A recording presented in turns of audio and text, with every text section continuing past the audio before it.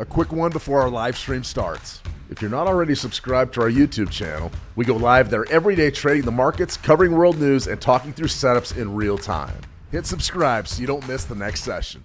Still doom scrolling? Brain rot taking over? You'll focus tomorrow, right? But what if tomorrow never comes? What if it all started with one small choice?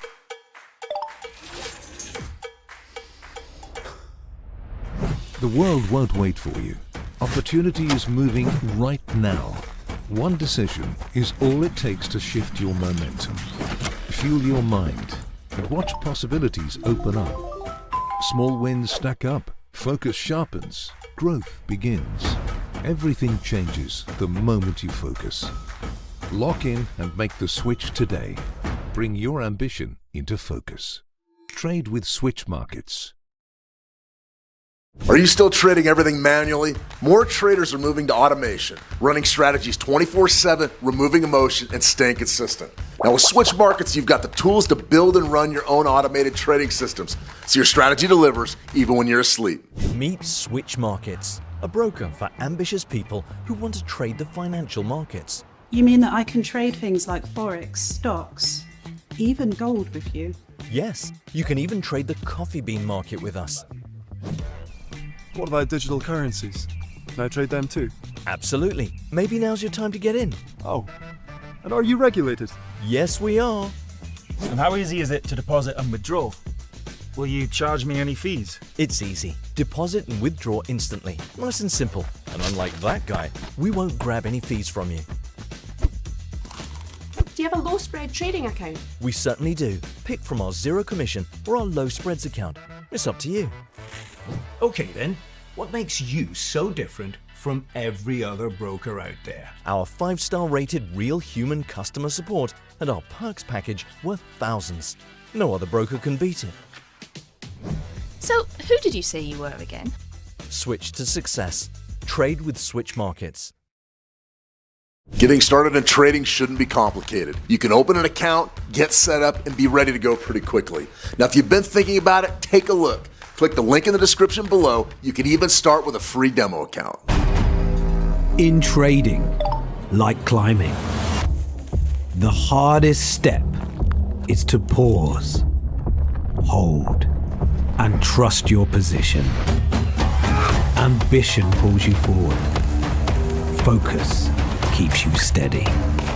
Together, they take you higher. Bring your ambition into focus. Switch Markets. Already trading with another broker? Fair enough. But if you haven't looked around lately, you might be missing out. Now, Switch Markets is picking up awards, offering tools most brokers don't, and their support actually shows up. It might be time for you to switch to Switch Markets. Click the link in the description below to get started today. Discipline starts before the first punch is thrown. Focus sharpens in silence. Repetition builds control. Every movement prepares you for the fight ahead. Trading isn't luck. It's preparation. It's grit. Your fight is won long before the bell even rings. Champions trade with Switch Markets. It's time to bring your ambition into focus. Are you still with the same broker? Now, there are better options out there. There's more tools, better support, and a platform built for traders. It's time that you demand more from your broker. Take a look at Switch Markets.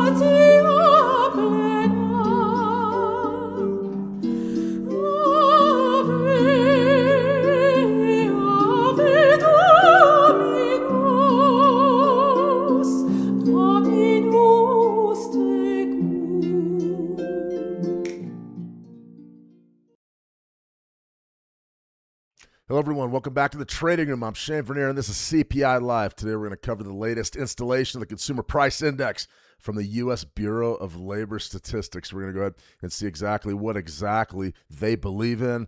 I don't know. I just got asked by Mitch over there in the live chat, Shane, what do you think? What's your prediction here? I think it comes in hot, but how's hot? You know what I mean? I mean, we're looking in line with expectations. I think you're going to see a downturn a little bit in CPI, but still the numbers remain very, very high, and that's what I'm going to show you on this live stream. Let's get right out to price action here. Gold, monthly chart for gold. We're really looking at last month's low. That would be probably the trade of the day for me. I'm looking to sell right beneath last month's low. You can see we're dug in right there. That low is about 39.42.55. I'm looking to sell right underneath there, maybe 39.42.25, and looking to get that breakout to the downside. I think that's exactly what we need to be looking at here for today. I mean, this is a big time level. Remember, when you're trading gold, or if you're trading a commodity, maybe you're trading U.S. oil, something like that, but typically gold's much more sensitive. The key levels are big. Previous days high, previous days low. Previous weeks high, previous weeks low. Previous months high, previous months low. That previous month's low, we're watching very, very closely because we're going to have a chance more than likely to sell there. Is it coming today on CPI? Well, it's about $80 off. I kind of lean towards no. However, we're going to be trading gold on a very short time frame, so we're going to have plenty of action here. I'm watching U.S. Tech here on a 1-minute chart here over on our MT5 platform, a 9 EMA strategy. You can see we had a bid a little while ago. It's performing very well. High risk trade ahead of CPI. So I'm looking to sell gold beneath that low. I like that. This Euro USD trade, not bad either. Looking to buy right above that 38% retracement, that long-term 38% retracement, somewhere right around 113.50, somewhere 113.57, I believe, is exactly where we've got that trade queued up and ready to rock and roll. So that's initially what we're looking at here for today. I think that it's going to be a fun session. I think we're going to do some live trading today, that's for sure. 1-minute chart, US dollar, Japanese yen, 920 EMA crossover. We're going to be watching that one as well. So that sort of sets the table for our technicals. I wanted to get those two levels out there for you. 113.57 in the Euro USD, and then looking to sell beneath last month's low for the spot gold market, which is right around it's off a ways, about $80, but still it can happen. It can happen. So we're locked in and we're ready to rock and roll. So good to see everybody out there in YouTube land. I want to thank you for joining me today. Anonymous, good to see Anonymous. Welcome. Pack up. Familiar faces there. Kirsty, good to see a Kirsty. Fitness motion picture. Gold. Well, we started with gold because everybody loves gold, right? River, hey Shane, hey River, how you doing? Doing very well here. I'm confident you're doing well wherever you're at in the world. That's for sure. Muhammad, good to see you, Muhammad. US 30. You want to look at the US 30. Best analysis. Go-to trades. Or go cow trades. I don't know. I mean, sometimes we lay out all the analytics and we think we've got something nailed, and then it just blows up in our face. That's why we're traders. Traders first, analysts second. That's for sure and certain. So good to see you, Tuku. Welcome. Let's see. Hey, Coach, can't access the stream right here in the trading room. I'm watching Switch Markets on the YouTube channel. Yeah, I mean, we should be live. I put it up in the trading room. If it's not working for you, maybe just refresh your page. Potentially that may be the ticket. That's what I would recommend. Bobby Bob, good to see you. Bobby Bob, welcome. What's the expectation for gold, Ferris? I think we're going to fall away underneath last month's low. However, in the short term, we're going to cover that here in just a second. We'll go to the shorter time frames and break it all down for you. All right, guys, let's get cracking here. US CPI Live, that is what we're doing today. We had a trade idea that came out about 3 weeks ago. It was beautiful, though. Sometimes we have to look at these things and not necessarily spike the football, but definitely watch what happens when a market does what you think it's going to do. This SpaceX stock, we took out 150, went right down to 135. That's the institutional open. We should see some compression down here. Don't be surprised if we trade further beneath 135, maybe down to 125. That's probably where I'm going to turn into a net bidder there. I think that is definitely a big-time trade for later this week. Remember, Thursday, Starship 13 goes into space. I don't know if we're going to cover it live just yet. It's aftermarket, so I would have loved to have traded SpaceX during the rocket launch because everybody's watching it, but I don't know that we're going to get an opportunity to do that. We'll see. We'll see how I feel on Thursday, right? MOU is over. That's the big thing that we are definitely stressing on this live stream. The MOU is over. It's wartime. Iran war, live updates. Iran war news. Iran targets shipping in the Strait of Hormuz. The Strait of Hormuz is closed for business, and we are back at war in the Middle East. It does not surprise me. Doesn't surprise anybody. Sort of felt like the MOU was going to be a temporary stopgap measure at best. I don't know what happens from here, but we do know that crude oil is definitely sort of on the bull. So we did want to recap this trade idea that came out a few days ago. We're looking to sell right there, 78.24, somewhere right in that zone. You can see from our trade update right there, 78.24, looking for 77.24. This one, it performed pretty well. It performed pretty well. I'm not gonna sit here and BS you. However, we didn't hit our 100 pip target, and it's pretty difficult to manage these things in real time because we sort of, we live stream and then we put out the trade ideas. And the idea is like, well, we lock them in and we see what happens, right? Well, right there's a perfect strike, 78.45, and then we sold off immediately in the next 30 minutes down to about 77.47. So if you went right from a 48, you got your 100 pips. We went from 24 because we wanted to be aggressive. And the low right there was 77.47, so you only got about, 77 pips, something like that. Still a pretty good trade. I got to tell you, if you took this trade and you got a 75 pip sell-off in about 30 minutes, huge volatility, the level acted beautifully. But when you got that sell-off, if you walked away a loser, I don't have any sympathy for you. I mean, I'm holding out for that 100 pips. Yeah, but you're 75. You're plus 75 in 30 minutes. You've got to at least go to break even and make it risk-free, or you got to take something home for your trouble. Very, very, very important that you get good at trade management. That is what makes that's what makes, I guess, interested traders, ones that survive in the market. Week 29, 2026, we're looking at today's U.S. CPI Live. That is what we are doing here. What do we expect? Well, the officials, they expect CPI to come down. That's because of the fuel. It's headed back up, but the gas prices did come down. Oil came down from those the war of the onset of the Iran war. So we're thinking CPI is going to come down a bit. I got to wait and see. Core CPI in line with expectations. CPI maybe comes down year over year. I don't know. If the CPI does in fact come down, it's because of energy. 100% because of energy. Unfortunately, I'm not optimistic about CPI. This is the raw CPI index. This is what I typically reference, the actual index numbers. And this is just brutal. There's no two ways about this. I've been saying this for a long time. And what you can see that happened in 2020, a lot of people talked about the Great Reset. A lot of people talked about, oh no, the world's over, the world's changing. Don't kid yourself. During COVID-19, the financial world changed, and it may have changed forever. Look at this inflation since 2020. Now, a lot of people are going to say, Shane, inflation's a constant. This index always rises. I go, not like that. Right there, you saw a steady, gradual growth. Wages are beating the inflation back there. And then we hit 2020. The financial world essentially ends, in my view. And you can see that inflation is an absolute explosion of the top side. So what do you have here? We shut it down for the government. Remember last fall, government shut down. And then what do you got right there? Since that government shutdown, it's getting even worse. I don't even know what to say about it at this point. Somebody asked me, Shane, is it hot or cold? Is inflation hot or cold? I go, it's hot. It's inherently hot. So, I don't like splitting hairs. The bottom line is this: the inflation situation's not good. How about that? U.S. dollar, Japanese yen, 1 minute chart. We're looking at that 920 EMA crossover. I think that this is going to be a pretty good trade. If we can get that crossover, that 9 to cross back over the 20 after our CPI number here in about a minute 45, then we're going to potentially have a trade. So I'm looking forward to trading this dollar yen 1 minute. I think it's going to be a pretty good one. Let's get our paper trader all lined up. Okay, there we go. Remember, everything I do here is demo dollars. I don't want anybody saying that I'm a signal provider, because I'm not. I'm also don't give investment advice either. Both of those are big no-nos. So if you're a regulator and you're watching, don't put that evil on me, Ricky Bobby. I didn't do it. No, we're going to go ahead and make some trades. Like I said, everything I'm doing here is demo dollars. Deep conversations about changing that. I know I've been saying that for a long time, but I would like to settle in and trade real money, or maybe even just a couple prop accounts or something, because we got to start having some fun on these streams. We've been very heavy on the analytics lately, and that's fun. I'm more than happy to do that, but I think what we need to be doing maybe is a little bit more trading. I think that may be the ticket. Big thing right here, remember, guys, this right in here, this area, what is this? CPI, yeah, U.S. Bureau of Labor Statistics. You can see right there, increasingly heavy inflation, and that is because of your Iran war, no question about it. So be ready for anything here. Okay, here we go. The number getting ready to drop. You can see the big move right there out of the dollar yen.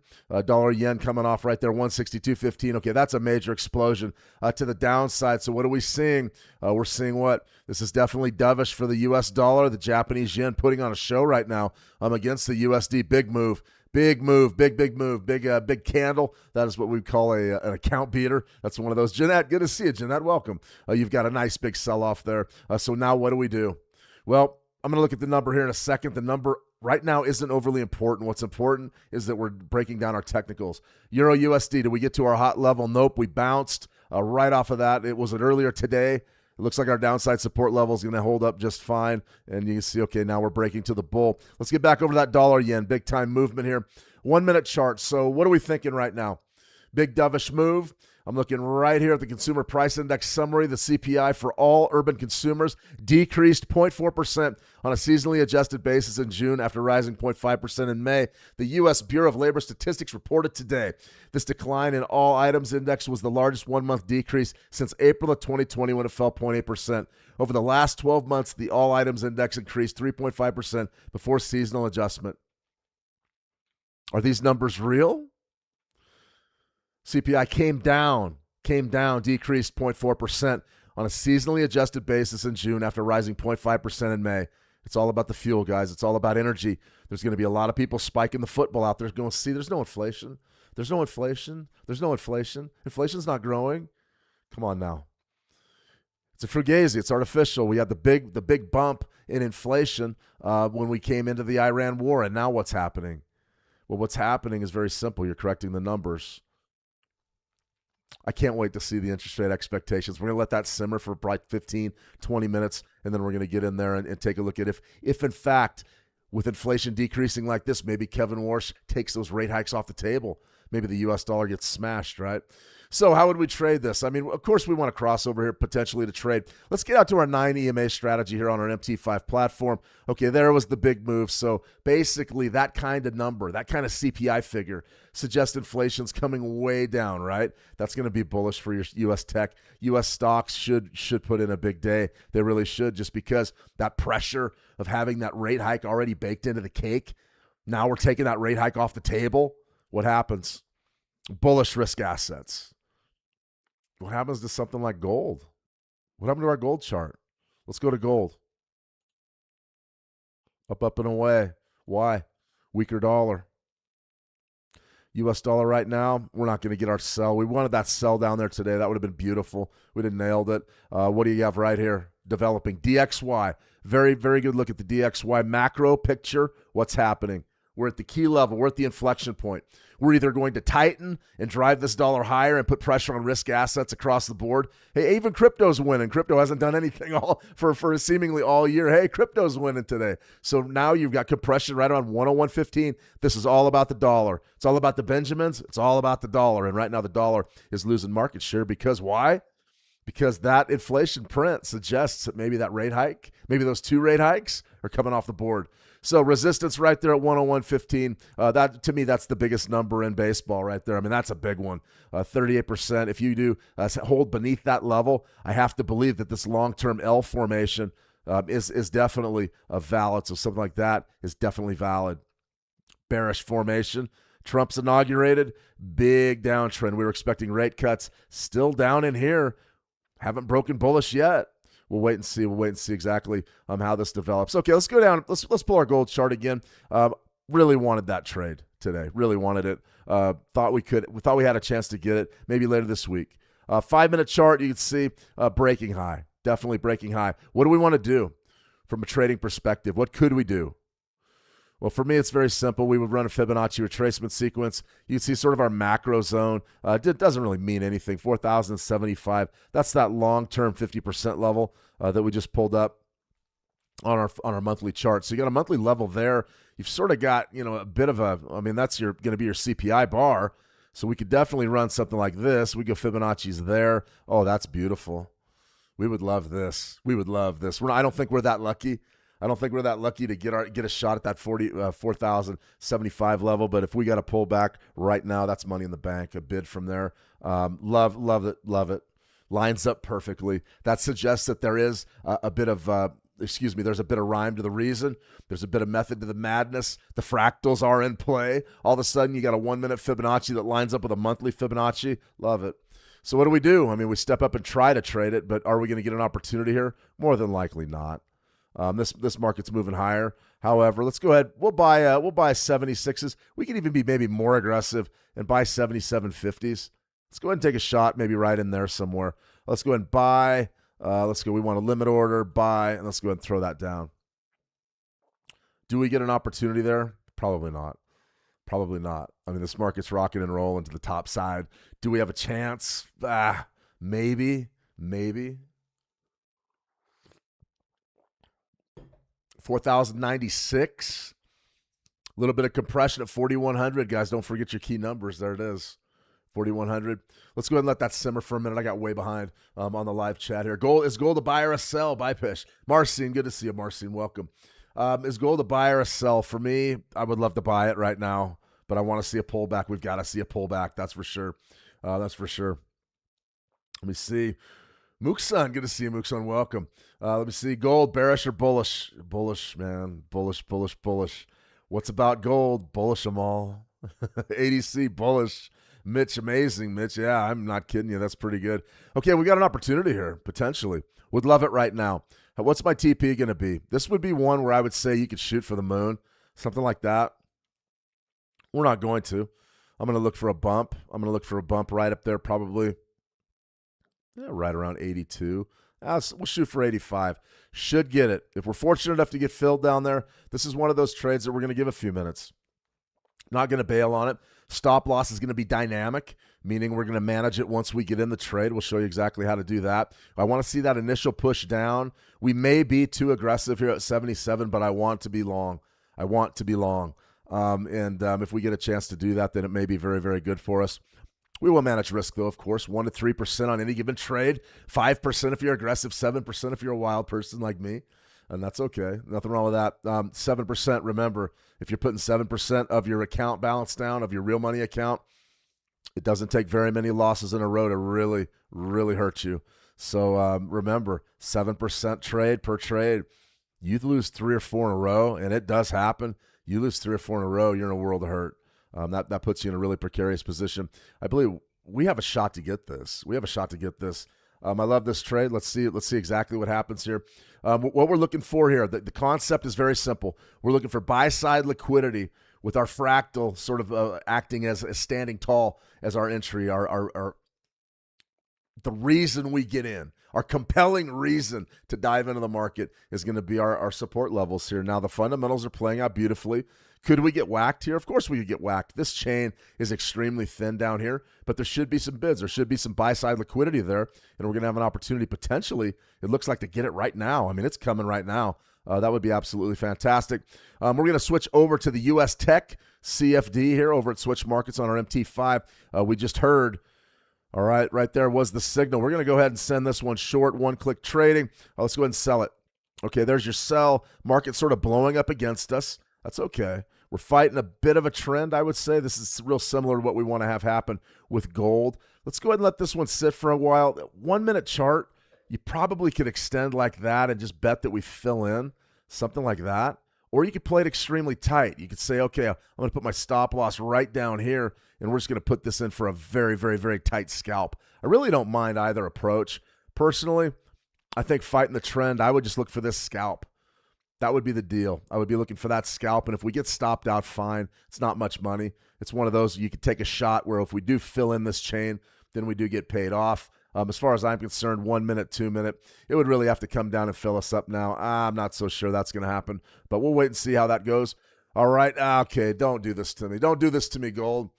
We are right there. I mean, it's right there. All right, what's the low? What's the low? Low right there is 4,082. We're looking to go at 77. You know, maybe we could maybe adjust our entry just a bit, be a little more conservative, I suppose. We'll go 75.93, 76.43. Let's try something like that. That could be pretty good for us. It's a pretty good trade. We'll wait and see if it comes our way. Back over here, what do we got? Well, coming off a little bit, this 9 EMA. Remember, overbought territory up above that 70 location. In your RSI, and right there was your close, your bearish close beneath the 9 EMA, and now we're just getting a bunch of compressed garbage. You can see exactly how tight this trade really is, though. With a stop loss here, with a stop loss right above our signal bar and a profit target here. This is the type of trade that you need to execute over and over and over again to make any money, because your winning rate probably isn't going to be much over 50%. There's enough juice there, though. Let's see if we go down and get paid off. It's right there. I mean, all you're looking for is a sweep lower. Sort of a tough time to be trading U.S. tech just because we've got the U.S. Open coming up in about, 50 minutes, somewhere in that neighborhood. Interesting, though. Interesting. The way that these nine EMA trades work. Interesting stuff, that's for sure. All right, we're still waiting on gold. Come on, man. We're not going to get it. That's the one. That's a pullback we want. We'll wait and just let this one simmer for a minute. Let me see. Calvin, can we trust the numbers? Absolutely not, Calvin. You're a veteran trader. You know these markets like the back of your hand. No way. You can't trust the numbers for a couple of reasons. Number one, the CPI figures back from I guess May, highly inflated because of the oil prices. Then you get a pullback in oil for June. Price goes from 95 down to 68, and then all of a sudden the gas prices come way down. They came down pretty quickly, not as quickly as some would have liked, but still very quickly. In my view, that comparison just does not hold water. It doesn't hold water at all. Let me see, Armand, please now, buy or sell. Well, I mean, we're selling U.S. tech. We're short U.S. tech right here on a very, very tight scalp. We probably should have already been paid off, but this is a very, very tight trade, one that you've got to execute 20 times a day. Like I said, we're looking to buy gold on a pullback. We're just not there yet. Let me see, SGK.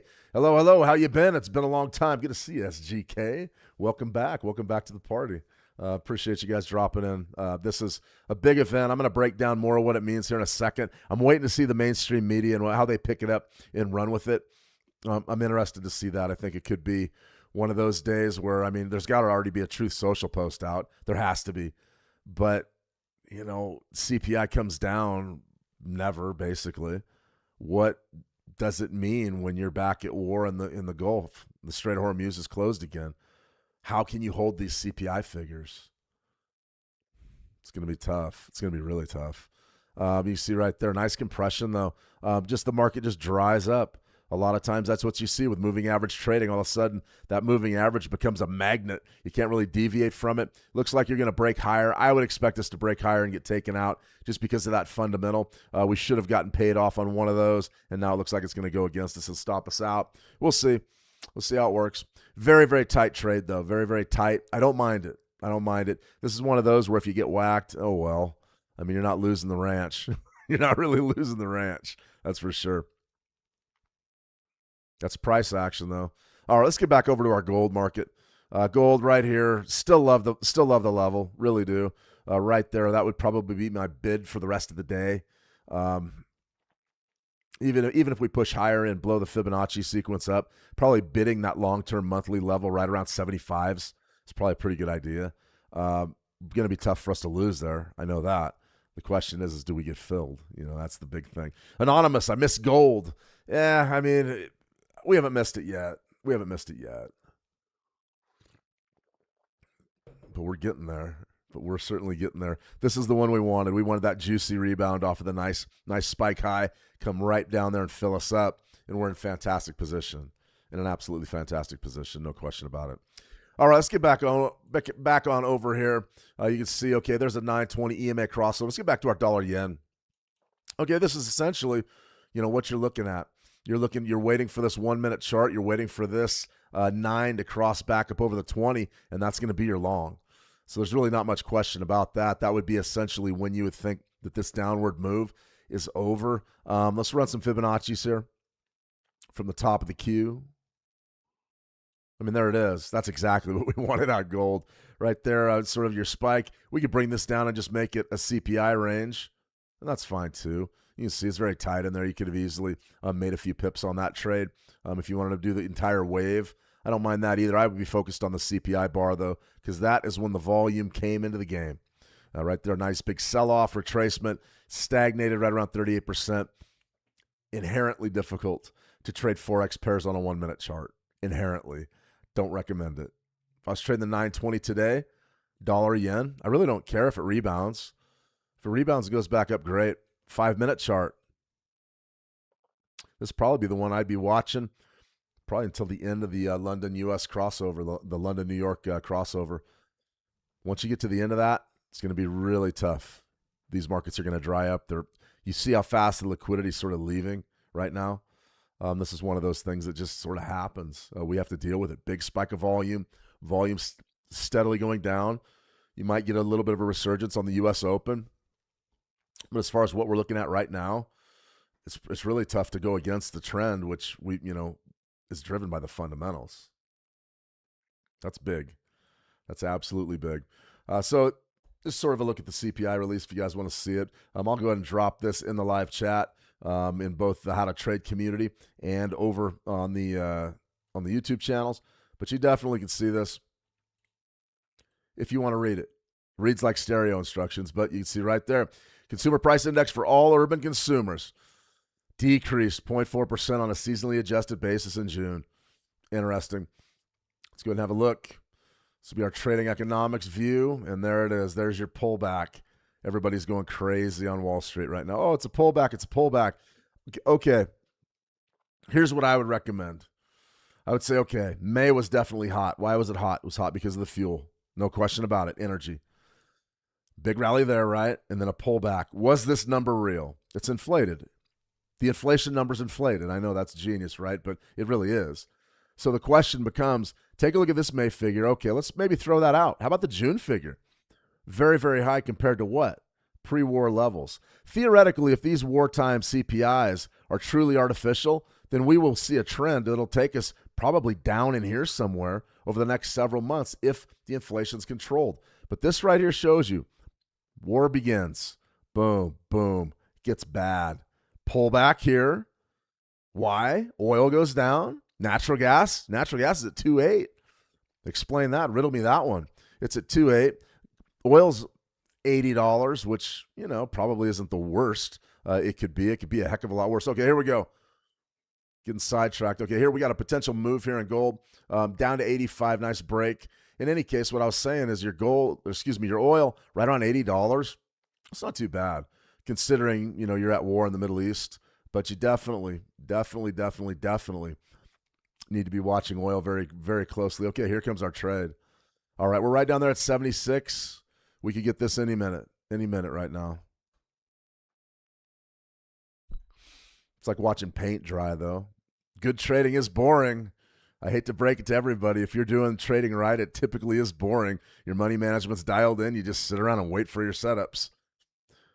All right, here we go. 83. Let's give this another minute. But it is like watching paint dry. I'm not gonna lie to you. It's not tradertainment. I heard that the other day. Oh, this trade's tradertainment. You should never take. What's tradertainment? I've never heard that in my life. No, we trade, we make money. We look to make money. We want to win. There's no, I'm going to take this trade just because I'm bored.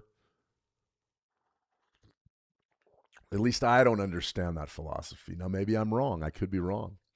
Faji, good to see you, Faji. Welcome. You're absolutely welcome. All right, quickly. How does CPI impact the Forex? Well, if it's low, you're going to see it's bearish for the U.S. dollar. This is the scenario that we got today. Very, very low ball CPI. If it's high, it's bullish because we expect rate hikes. Right now is low, extremely bearish for the USD. So you definitely want to be aware of that. As far as what can it do, what can CPI do? Right here. No, that's PPI. That's tomorrow. What does CPI do to say the indices? It sends them higher. So basically, when you're looking at like risk assets, I got my PPI slides out. CPI right there. Low, bearish for the USD. A bearish USD does what? It sends commodity prices higher and risk assets higher. So definitely understand how that works. A stronger dollar typically drives commodity prices lower and risk asset prices lower. Why? Because if your dollar theoretically is worth more, which is what would happen if we had a high CPI, if it's worth more, you can buy more of those assets with it. So the idea is that the price of those assets would come down. It takes fewer dollars to secure the same amount of goods and materials, goods and services, actually. So we're still watching gold, like watching paint dry. SpaceX, where's the pre-market at SpaceX? 140. Fantastic. So you're starting to see immediately what that CPI number is doing to the stock market. We're up just modestly. I mean, let's take this down. Let's see if we can get a couple of trades going here. Let's see right there. Dollar yen. We're not going to get anything on that for a while. Let's go to the E-mini NASDAQ futures. Fantastic move right there. Now we're coming off just a bit. Did our U.S. tech get knocked out? No, we actually hit our take profit right there on that 9 EMA trade. Very nice. Risky. Playing that tight, with that tight of a stop loss location, very risky, but we did get filled up, so not too shabby on the 9 EMA. Let's go back to this 920 with the NASDAQ. Let's take this down to a 1-minute chart. Okay, so what do we want? What do we want to get accomplished here? I want to buy it. I want to buy it. So if we get our 9, but you can see we're sort of in trouble here. I mean, we're looking almost at like the tops in. I think right down in here, looking to buy that market could be very, very good for us. Very, very good. We're a ways off, though. On the short time frame, something like the NQ, you're probably going to have to wait. You're going to have to wait for that thing to set up probably after the U.S. Open. My guess is you got to get the cross under. You got to come off a little bit and then get the over. Maybe the crossover going into the U.S. Open gives us a chance to trade with a little bit of confidence. But 5-minute chart, if you wanted to run some Fibonacci's, you could. I would start right there on the bottom of that CPI level, though. I know it's not a spike, but the CPI level is a pretty good indicator of where this potentially could trade. Nice range. Okay, here we go. It looks like it's time to finally dance with the gold trade. I like it. I still like it. Could we get knocked out? Yeah. Do I like it as much as I did back here? No. But we still have an opportunity here potentially to trade. Okay, it's coming our way. One of the things about trading spot gold that really, it doesn't frustrate me, but because I'm sort of used to it, but it does annoy me, is that our fills, given the size of that spread, getting filled properly is a challenge. It's a real challenge. So what we're looking for here is immediate and positive price action. We're going to give this one a little bit of rope because I want to see that macro level. We have beautiful symmetry right there. 4,074.86 on a 1-minute chart lines up perfectly with our monthly level, which is right down there, right around 74. I mean, this is a pretty good one. What happened right there? We didn't get filled, did we? And I just talked about that. The low is 77.35. Let's go ahead and wait a minute. We're looking to go 76.50. I could even take that down a little bit more. I don't like sitting right there. We should have been filled, right? No, not quite. Let's just wait. Got to be patient. One of the biggest challenges, though, with something like a spot gold, depending on your broker, is your spreads. Your spreads can be a real bear. I mean, right now we're looking at about 80 pip spread. That's a challenge. Okay, it looks like it's coming. It's coming our way. The storm's rolling in. Let me see. Mitch, let's see what happens when the U.S. market opens. I agree. I think I can't see these markets not moving higher, but that Strait of Hormuz is a major drag. Right now, the volatility index is down about 2.5%. I just don't know that these CPI numbers mean anything. I'm not down on them. I mean, it's good. It's good to see inflation come down, at least in theory. But until we see 2 or 3 months in a row and maybe see CPI, that raw CPI number come down, it doesn't even have to approach where it was pre-war. I understand that, but it needs to at least have those gains or maybe take 60% of those gains off. Okay, here we go. Not bad symmetry. I'm not overwhelmed by the participation. Like I said, we want that right up in there with the heavy, heavy volume. This one might be a little bit sticky for us, but we're going to give it a go. We're right on our entry point. I mean, right on it. Let's see. Remember, those spreads are an absolute challenge. We should be getting filled anytime, but the spreads are a challenge. No question about it. One reason why I sort of lean towards gold futures, but that's okay. We're trading this spot gold. This is what most of you are trading, so we're going to trade it. Now we are now live. So what are we looking for right here? Well, number one, I don't want the world to end beneath 75, but this is an extremely strong level. The real question is what kind of profit target is viable? The most difficult thing to do in all of trading is decide how far a market's going to go in your favor. Very, very difficult. What we're doing right now is this market is sort of trading, and we're looking for that buy-side liquidity to dominate the sentiment and really drive the market higher. Now, what are we looking for here? Well, 84s, I mean, that isn't out of the realm of possibility. It isn't. Is it a high probability for us to get in and out with a quick scalp? Probably not. Market's going against us a little bit. It's going to go check out 75, and then we're going to see what happens. Now, if this market does break beneath that level, I'm just going to take the loss and move on. Strong level, though. I mean, I really like it. I would give this one a little bit more rope than I usually give them, just because that's a pretty bold level. So the bids sort of defending that 75 level. However, the heat is on.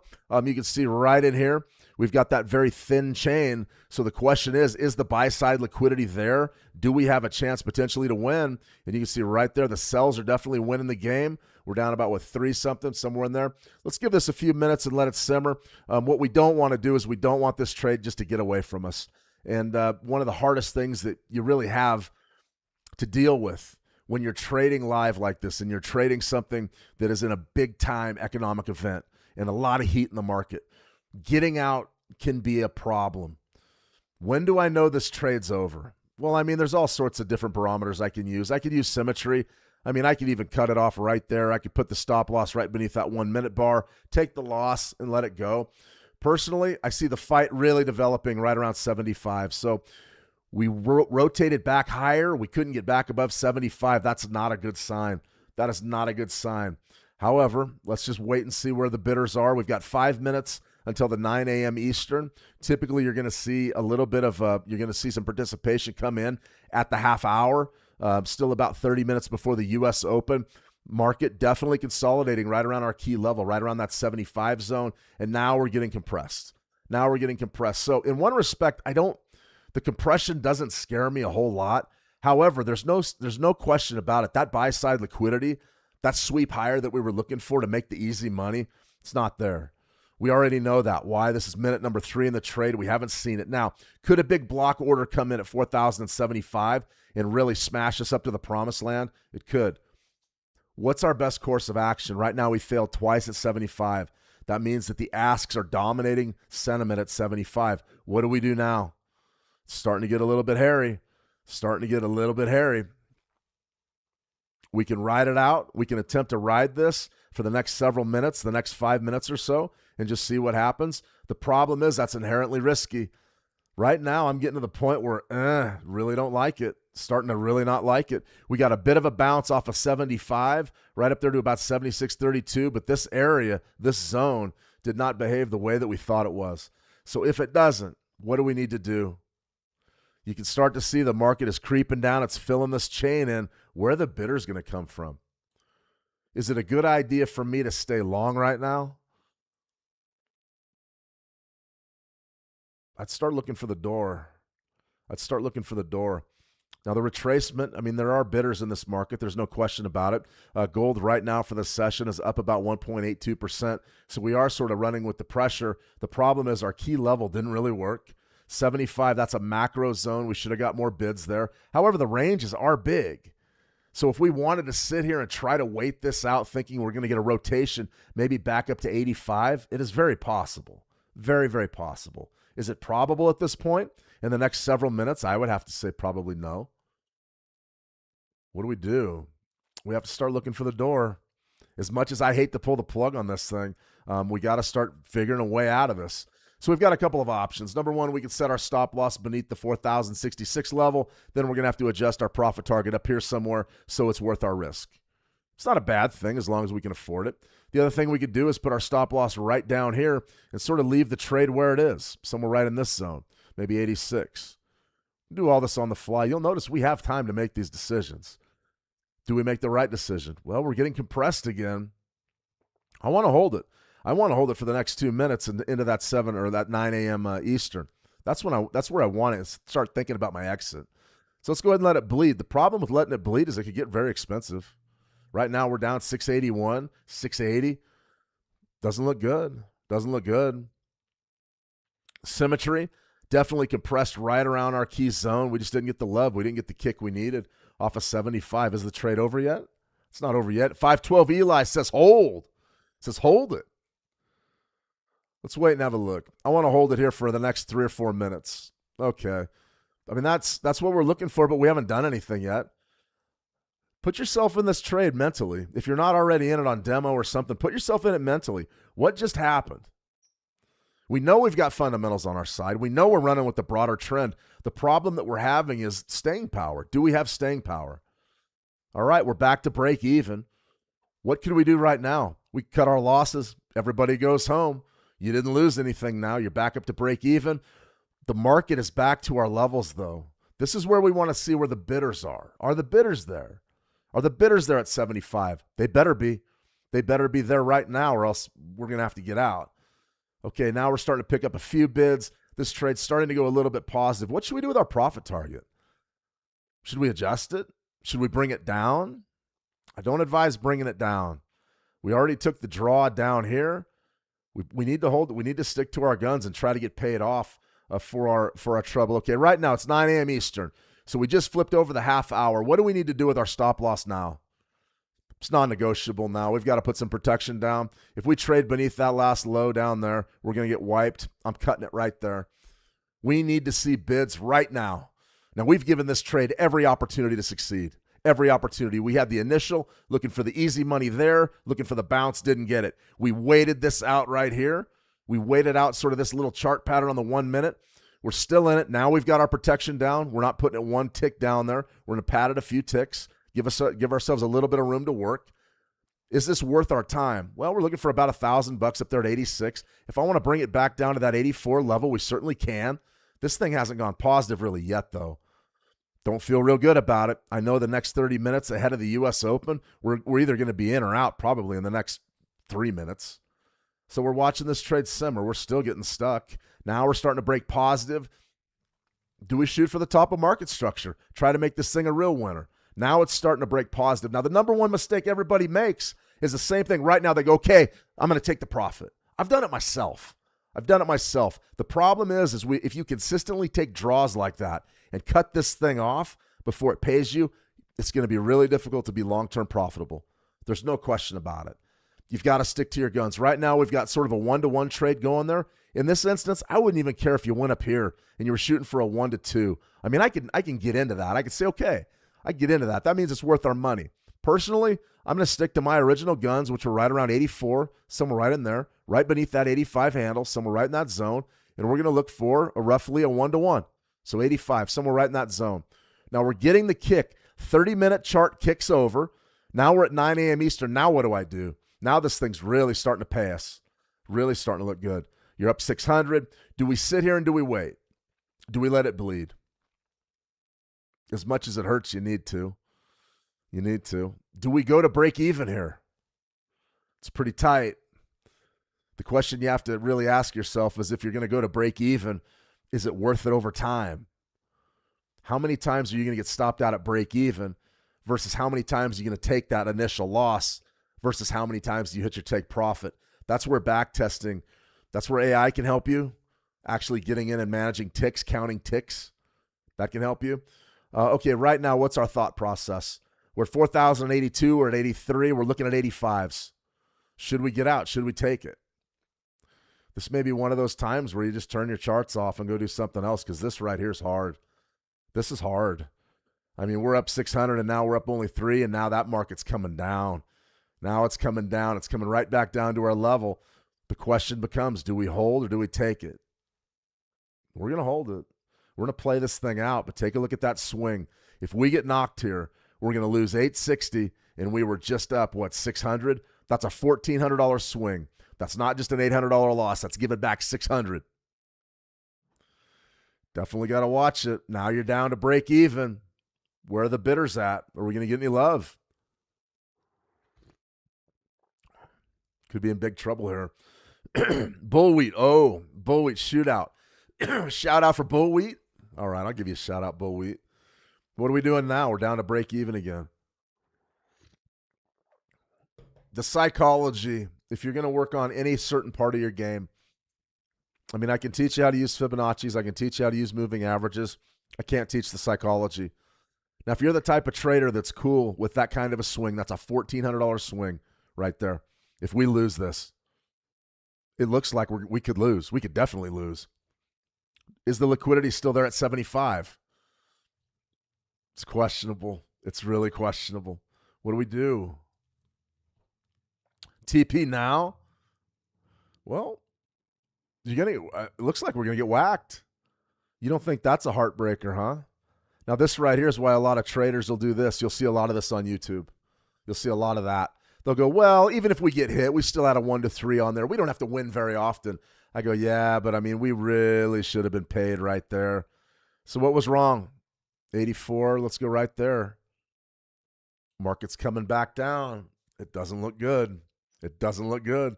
Gold might fill up the June 12th gap. I mean, you still have to like gold to the top side for today's session, but right now, I mean, 1 minute trade, probably going to get whacked. That's for sure. Let me see hit and run, or see hit and draven drama. Excuse me. Can you please guide me on that gold dollar? Can you please guide me on that gold dollar? Is going to $4,500 or not with a week, sir? I mean, 4,500 now. It's going to be a challenge. Hold. Eli wants to hold.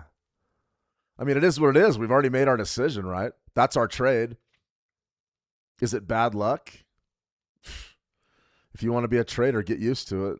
Get used to it. The market's always going to flirt with your take profits and then reverse. You're going to go through this. Been through it 100 times, 1,000 times over the years. What you have to be able to do is really turn the page. And the only way you can turn the page is understanding your own psychology. That's it. That's a big swing for a retail trader. $1,400 swing. I don't care what anybody's. Listen, they're flying private jets and they're driving around Ferraris and stuff like that on YouTube. Whatever. That's great. But let's get in your own head. And if you're sitting there with a $10,000 account and you just took a $1,400 swing, it's not the losses that get you. It's not the wins that get you. It's the swings that get you. And that kind of swing right there, that's a monster swing. We went right up to 83 and a quarter. We're camped out up there right around 85. The market reverses against us. This is what makes traders old. I mean, if you want to age 20 years and 5, you'll sit here and do this for 5 years. I mean, it will. It'll put the miles on you in a big, big way. So right now, what situation are we in? We're hoping we get some buy-side liquidity. Doesn't look like it's there. If it's not there, do we cut the trade right now? Take a $200 loss, $300 loss? You could. The great traders can do that. The problem is if you cut it right now and the market goes up and hits your take profit, what happens then? This has been a great psychology lesson in this trade. We've been in it for, 10 minutes now? Trying to walk through what's going on in your mind when you take these trades. Are we out of it? We're not out of it. We could still win. Is it worth our time? Maybe. You're talking about making $850 for 10 minutes of work? 15 minutes of work. That's a pretty good paying job. But you got to hit your take profit, right? What do we do now? It's hard. It's really hard. We can do a lot of things. One thing I don't recommend doing, I don't recommend doing that. I don't recommend doing that.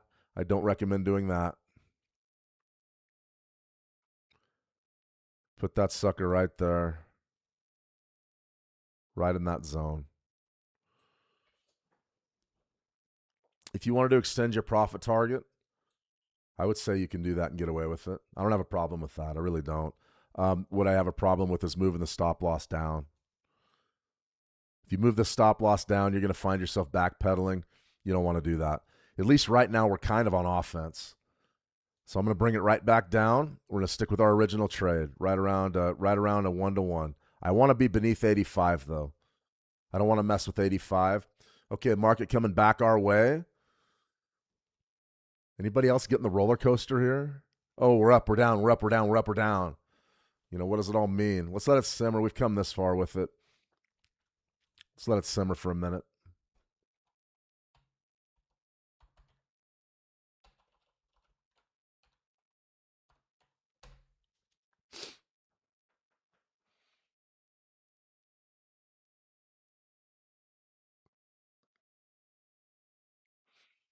Starting to break positive for us. Let me see, Haman. What's the leverage ratio? I don't know what I put on for leverage here.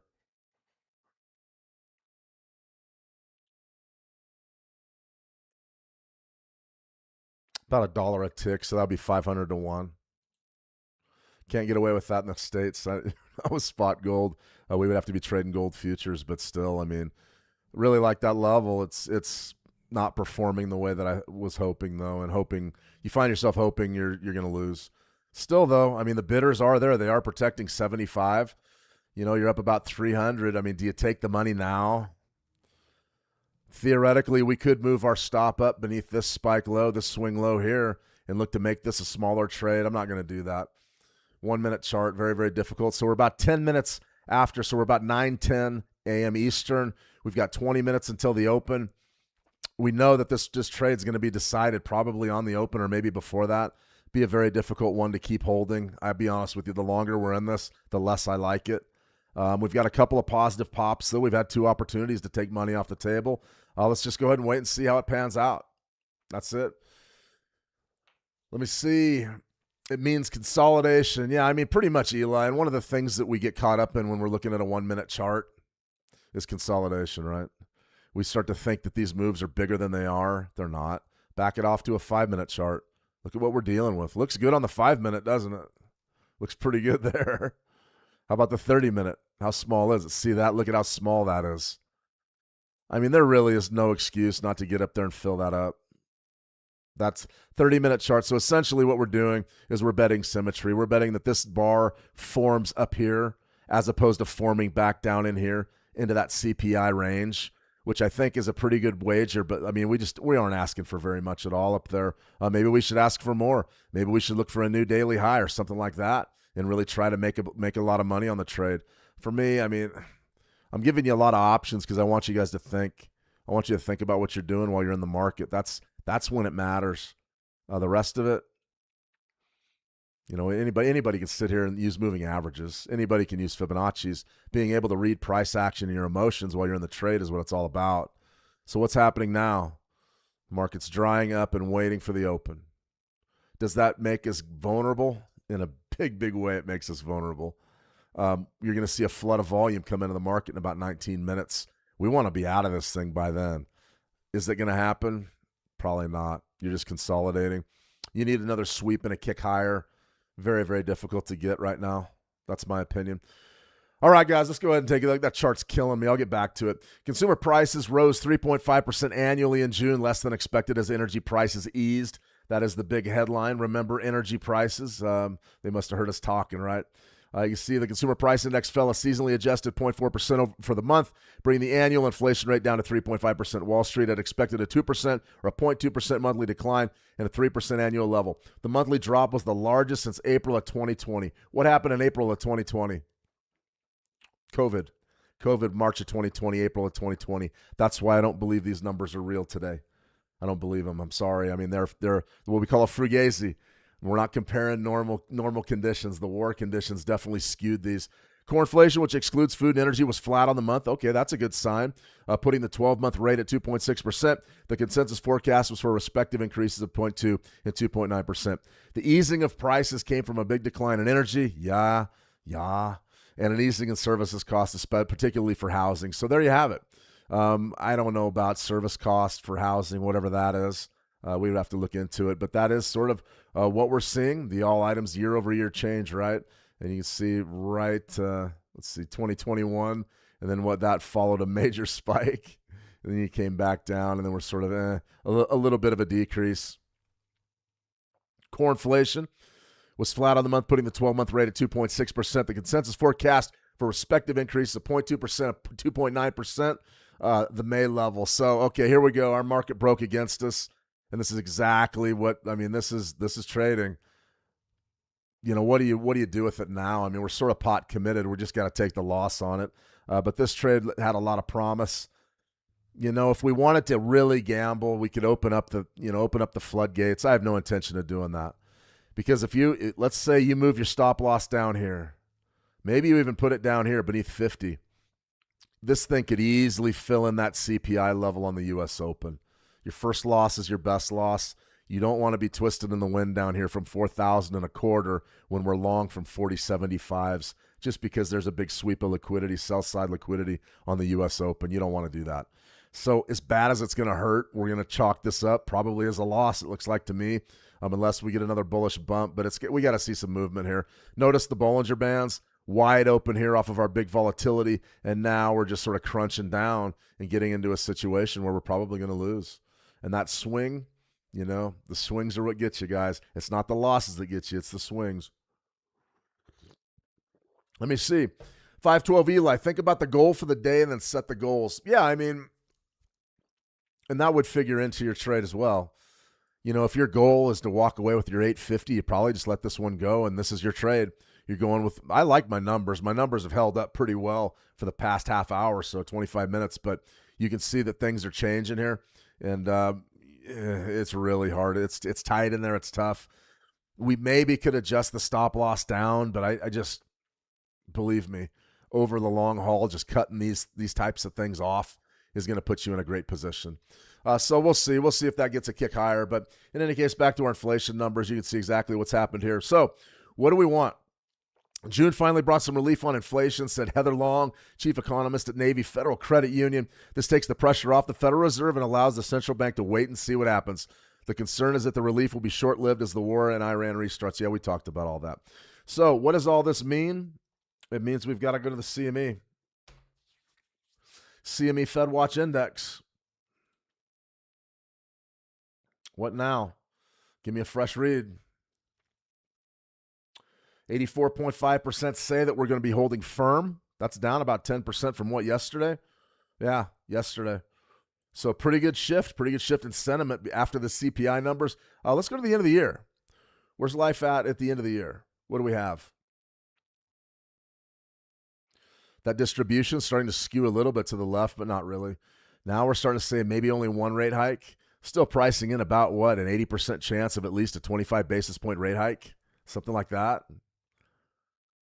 It's interesting stuff. I mean, essentially what happened was it really tempered our expectations for maybe 2 rate hikes or 3 rate hikes. Still, a lot of folks believe that maybe only 1 rate hike and we're done. I think if you get another set of CPI figures that come in extremely positive, potentially that may come down even further.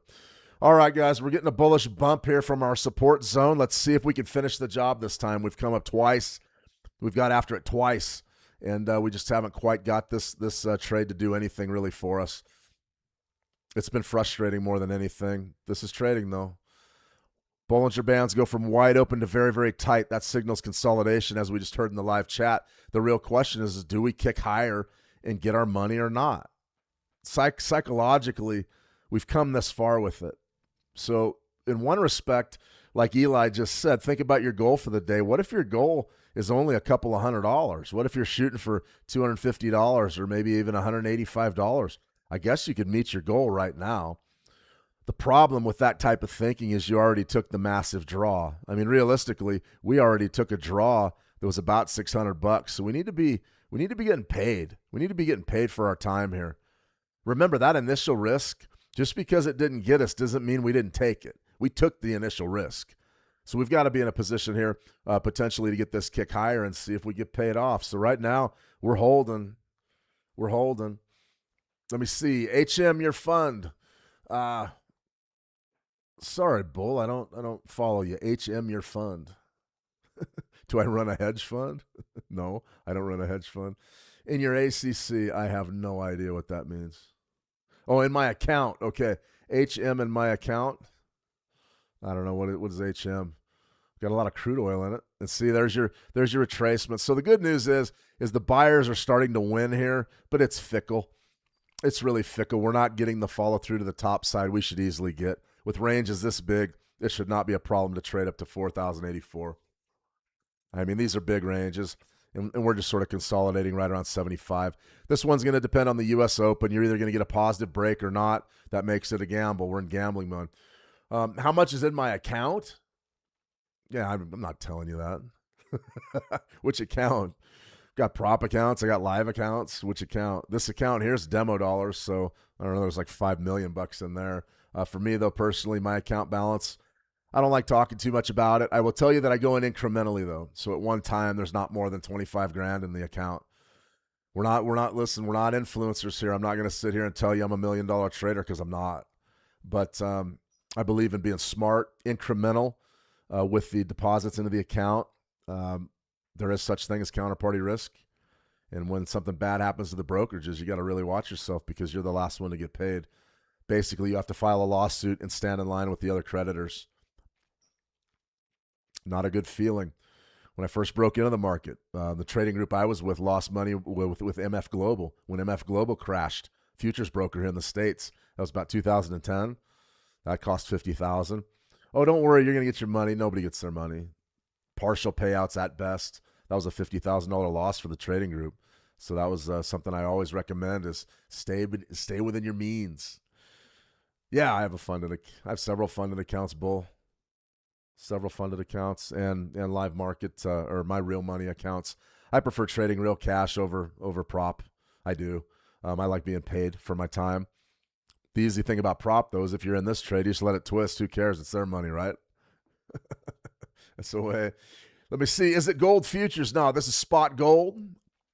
Gold futures. We can get to gold futures here in a second. But it looks to me like we're gearing up for the U.S. Open about 10 minutes away. Let's go ahead and take a look at maybe something going on with our NASDAQ. Okay, here's the NASDAQ. This isn't really a good sign for gold. That means that U.S. dollar is giving up some of its puff. NASDAQ coming down and filling in that CPI level. Something like that is interesting. Maybe you get the cross under and go short. But yeah, now we're starting to break here in gold. Yeah, we could be in trouble, guys. We could be in trouble. U.S. oil, another big drag on the equities markets. You're in something fairly bullish here. Remember, we just talked about this area right in there, that 70.85 or 70.50 zone, 78.50 zone was big for U.S. oil. Potentially, maybe a pullback bid from down there, but I don't particularly care for it. WTI, Augie WTI futures. If we were looking at this going into the U.S. Open, just very tight, extremely tight. So for me, I'm looking right there, probably at that top. Just a really, really tight type of a session here thus far. You see volume sort of kicks up right in this zone. There's your CPI volume holding. We're probably going to get another rush of volume. The question is do we move higher or not? WTI crude, I wouldn't be looking to trade this yet. I would be waiting for later in the day. We can do some market profile stuff then. Let's go to a weekly here. The weekly chart for U.S. oil has been a big deal for me. I've been watching this one relatively closely for a long time. The oil markets have gone pretty well for us. We went down, checked out that opening war gap, had a beautiful long there, had a pretty darn good short right up there from 78.25. And since then, we sort of moved higher. We broke above that 38% level, and now we're sort of churning. Key level of resistance, probably 82. I hate it, but 82, 50%. I'm not a 50% fan at all.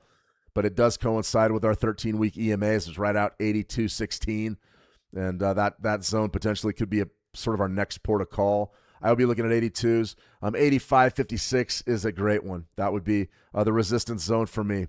So if I was looking to get anything done today, I would be looking to do something like this. Probably a short, right up from 85, and with the right type of news cycle, then we'll get it.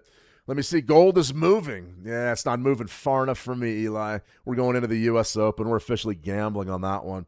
We're at 4,080 here, so we're starting to get a little bit of price action, but right there's your hammer. I mean, that right there's good. Long-legged doji and a hammer. So psychology check. What do we do now? Don't kid yourself. 8 minutes away from the U.S. Open, we're playing this market very, very tight. What could happen? We could easily see a reversal. Or we could easily hit our profit target. This may be a situation where you extend your profit target. Look for the top side. Look for 92. Something like that. Still, though, we're in the ballpark. We're in the neighborhood. Okay, we've broken above 80. I like this. I'm beginning to really like this. We're sort of looking at those pipe tops right there. That would be sort of your liquidity sweep if you're a 1 minute market structure trader. All right, this market looks like it's starting to break in our direction. Are we going to get an opportunity here maybe to get filled up? Potentially. Right now we're up 676, 708. I mean, we've come this far. We just got to ride it out. And this is the hardest part of trading right here. Okay, there's our break. Okay, we hit our take profit and we're out. So that was the longest trade in human history. We started breaking that sucker down right there and talked all the way through it. Very good psychology lesson, though. So the real question now is, did we pull the plug too soon? You want to know the answer to that one? Who cares? It's over. We made our money. We're out. And we're out before the U.S. Open, which I really like. Euro US dollar, would have loved that bid down there. That would have been sweet. We didn't get it. Great Britain pound, US dollar, Japanese yen. We had a question right there, dollar yen. And then we're going to close with the Aussie Kiwi. We had a special request for that one. Daily chart, you can see very, very compressed here. Dollar yen, good volatility. But, you're still looking at those highs up around 163. I really love this market over 162, but we didn't really get the follow through. About as high as we got was about 162.71. We're talking about 165s potentially. This was a big-time bearish move. So we definitely have to back off on our time frame and go to maybe a weekly. And even there, you can see that the market structure sucks. It really isn't any good. So what happened here? Compression around 162. So if I was going to turn on a TPO chart, which we're not doing that. That gives you the wrong idea. Don't use those on Forex. You don't know the volumes, that's why. Spike low, spike high. You know, the pullback zone right there is easy. 160 swiftly. 160 swiftly. That's exactly where you'd be looking to go from. The problem is we're way off it. So I could go to a daily. Let's go to a 4-hour. I'm just not even remotely interested in any of this. If you guys wanted to do some, I would say creative market analysis, you could do something like that. Lower trend line. I'm not real big on trend lines, but you can use them. There's your first touch. Made a video, 3-touch reversal a while back. Nobody watched it, but it was pretty good. This area right in here, I would consider that a touch. 2, 3, fourth touch. So what would the trade be? 2 options. That would be the first one, would be short on your 4-hour bar close beneath that trend line. Second one would be long. Long would be right from here. If you were going to go long, you do something like that. Stop yourself out underneath that trend line.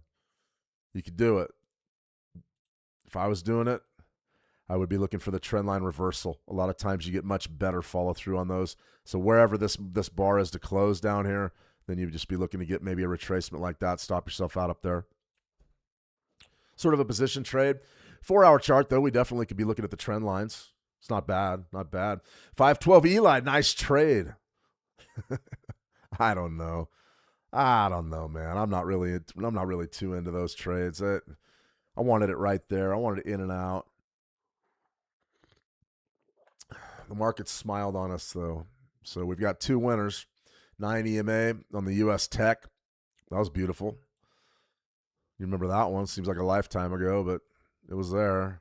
Really a nice scalp. Probably should have taken a position, right? All right, let's go ahead and take a look at a few other things here.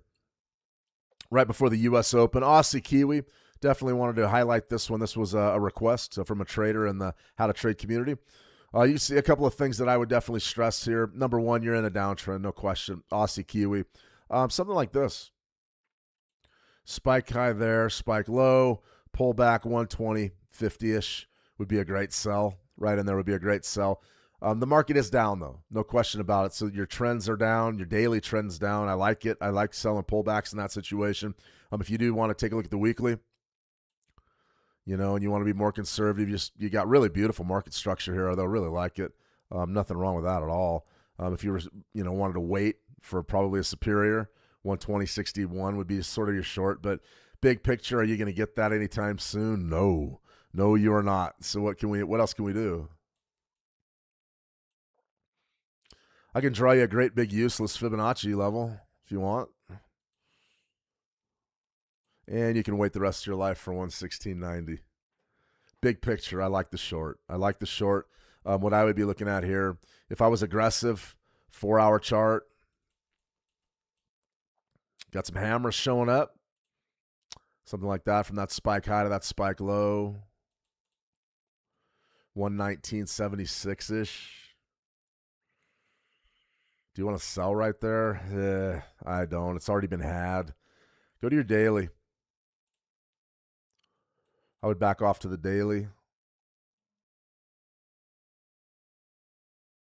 Something like that. 120.50. Not bad. Gold. Well, I mean, how do you want to trade gold? We already traded gold. I'm not getting in another gold trade. We bought right down here, and we sort of rode out some really ugly price action and then came up and just, man, that thing was a nightmare. That's what puts the years on you as a trader.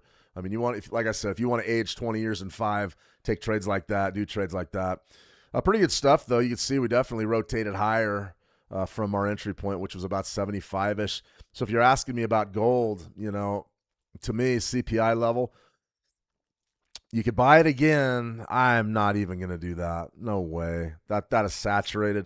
I probably would be looking to the short side underneath 75 now, just because you're definitely probably going to challenge that CPI level. Very good chance of that. Okay, opening bell, ding, ding, coming up. What happens? What happens here? Let's take a look at a few. SpaceX trading right around 140. NASDAQ, E-mini NASDAQ futures. All right, let's go right there. I don't love it. Let's go down to a 1-minute chart, see if we get any action on this 920 EMA crossover. Been pretty good scalping, really. Okay, there's your open. 920 looking to set up, sort of choppy here on the open. What do we have? Dow Jones Industrial Average down about 150 points. The S&P 500 about flat at 10. And the NASDAQ's the big winner, up about 1%. 29.5, but selling off quickly. What's happening to our beloved gold? It's coming down a little bit. A little bit of action hitting that spot gold market, coming down to about 82. But still, there's support there. There's bidders there. That's a good sign if you're still holding those gold longs. Let's take a look at U.S. oil. What's happening with U.S. oil coming off of those daily highs right around 82, or excuse me, weekly highs up at 81.27. Let's take this down to say, you don't need a 1-minute chart. Let's go to a 30-minute chart. Okay, so sort of a reversal on A period. Rotation. This is ugly. This is ugly stuff. I mean, you're right around 3% there, plus 3%. I would have a real problem shorting WTI on intraday time frames. You could probably take a shot at a short up there at 82, just beneath 82. You'd be all right there.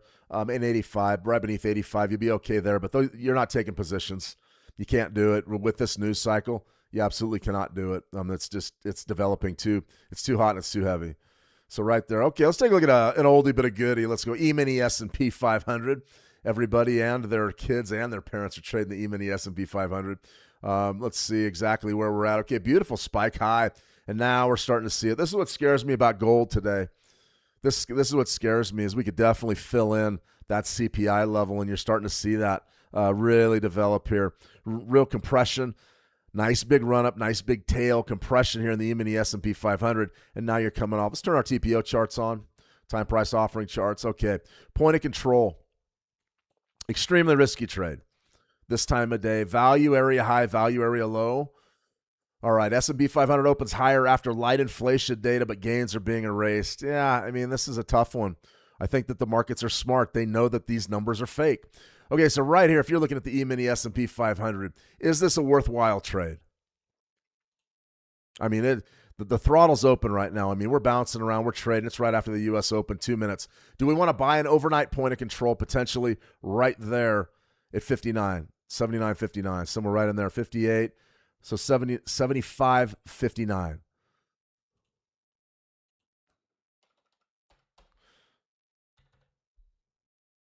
Okay, that would be the bid. You'd be buy limit right here, exit. This would be extremely tight. This would be an extremely tight trade right here on the open. That would be what, about 5 ticks? Stop loss price.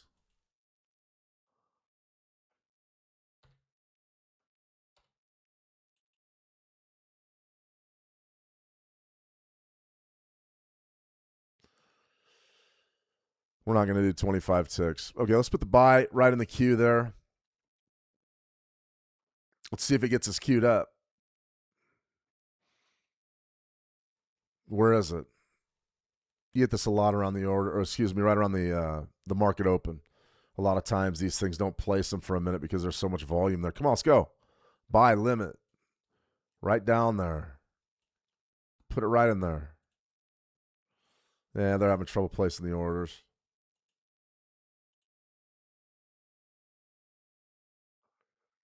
SpaceX at 141. Okay, so what we're going to be looking to do here, we're not doing that. Let's go to a 1-minute chart.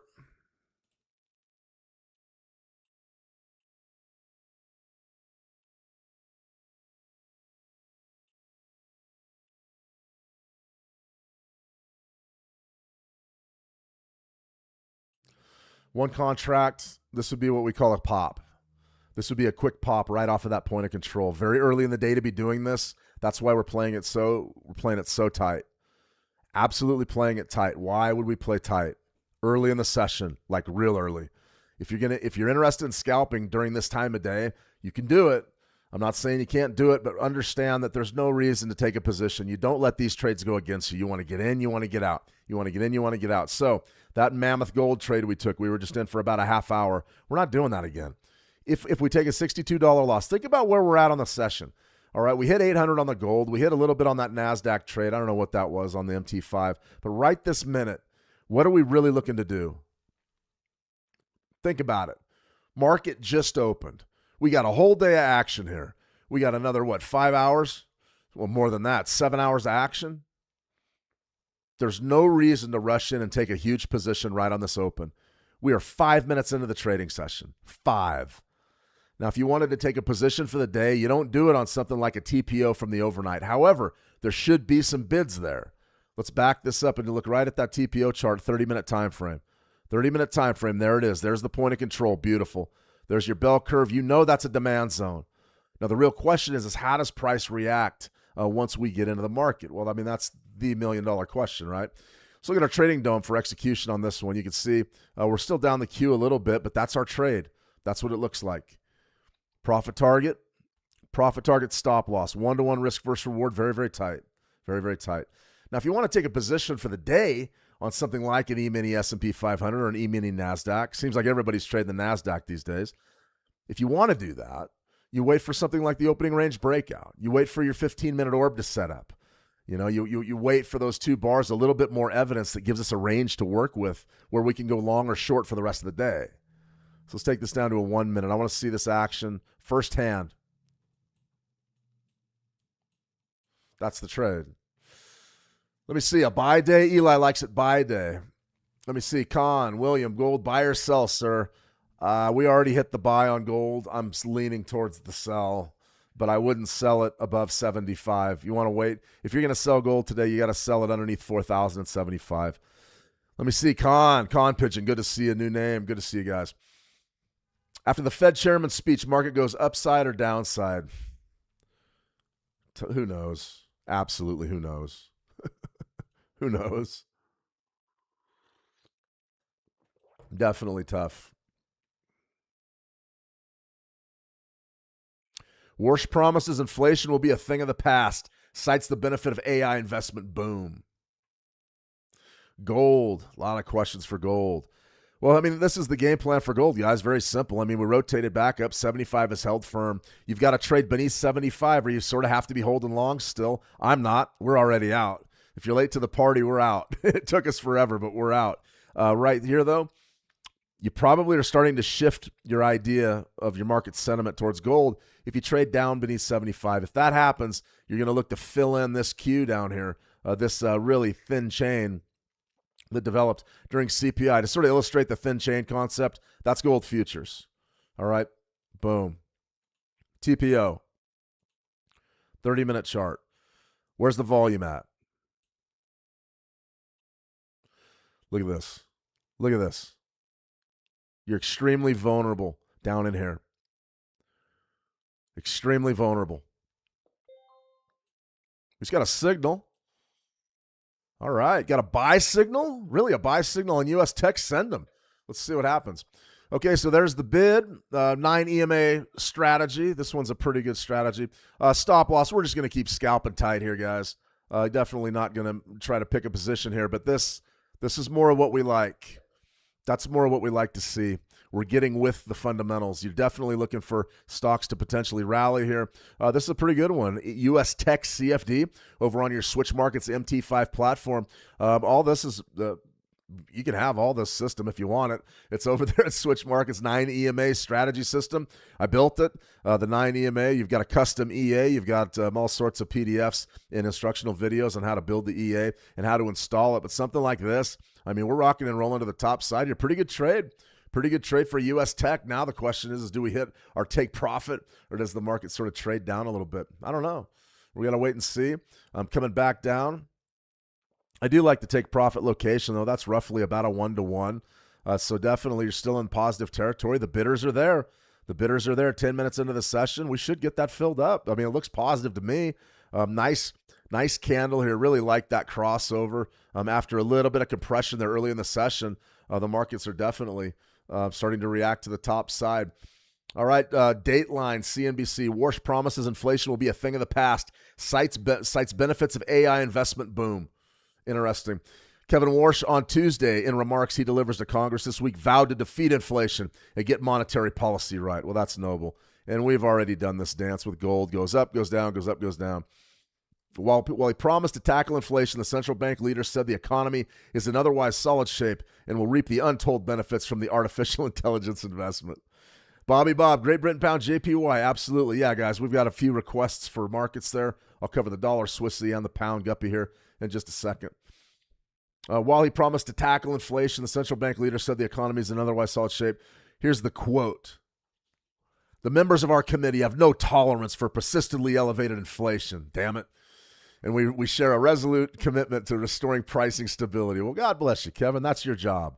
Remember, the Fed has two jobs, promote pricing stability and promote maximum employment. So interesting trade we have going here.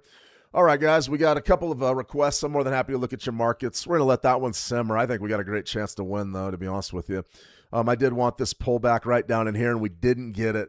Market's out of here. Scratch it. Definitely got to scratch it. That market, that trade right there is gone. All right. SpaceX back from the dead, right?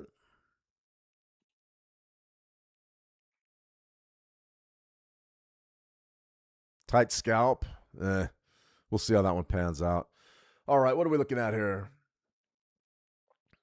Gold, please. Well, gold made the move, right? Moving higher. This is the question, guys, for gold. This area right here. That's the question. In one respect, you are starting to show a little bit of bullish price action, which is great. But if this trades up in here for a while, that's a textbook B formation. And what happens in Bs is eventually they fill in that gap area. It's a good trade to the long. We did pretty good earlier today on that long. As far as what can we do right now? Let it set up. Let it set up for another hour. SGK. Do you think Warsh will be a Trump puppet and lower interest rates like Trump has been demanding since forever? Yeah. Eventually, yeah. I just don't know if it's coming this year. IBM stock craters 23%. That's no good. Oh, God. Look at that catastrophe. Whoa. It's not a gap. Well, maybe it's a gap. Let's see. When was the last time this area was traded right in here? May 21st. It's not quite 60 days. I wouldn't call it a gap. But IBM having a bad day. Having a bad day. All right, E-mini S&P 500. So we're going to lose our NASDAQ trade, right? Yep, U.S. Tech. We were there, guys. We were there. Now we're going to get hit. That's okay. That's a really tight trade. Not too worried about losing $50 over there. All right.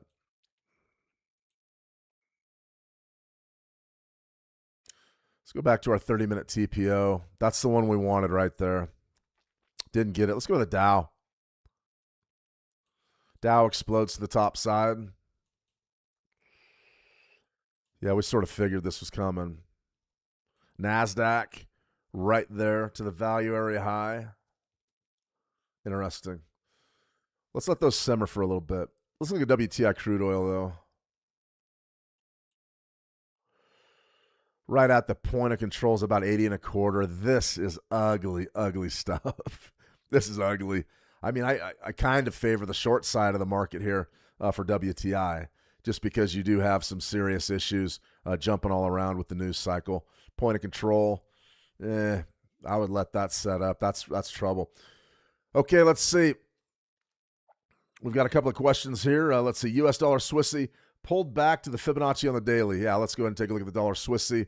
Daily chart. Love the daily chart for the Forex. Dailies in 4 hours. Those are the ones that I really fancy. That's for sure. What do we have here? Big move. Number one, big move. That's sort of a crater job for the Swissy, off about 1%. What does that suggest? Suggests that we are bailing, and I mean bailing, out of our interest rate expectations, or our rate hike expectations. So what do we have here? We've got a situation where we could call it a Fibonacci. I would back up. If I was doing it, Vinman, I would back up to probably a weekly just to see if we've got a level. Okay, we really don't have a level.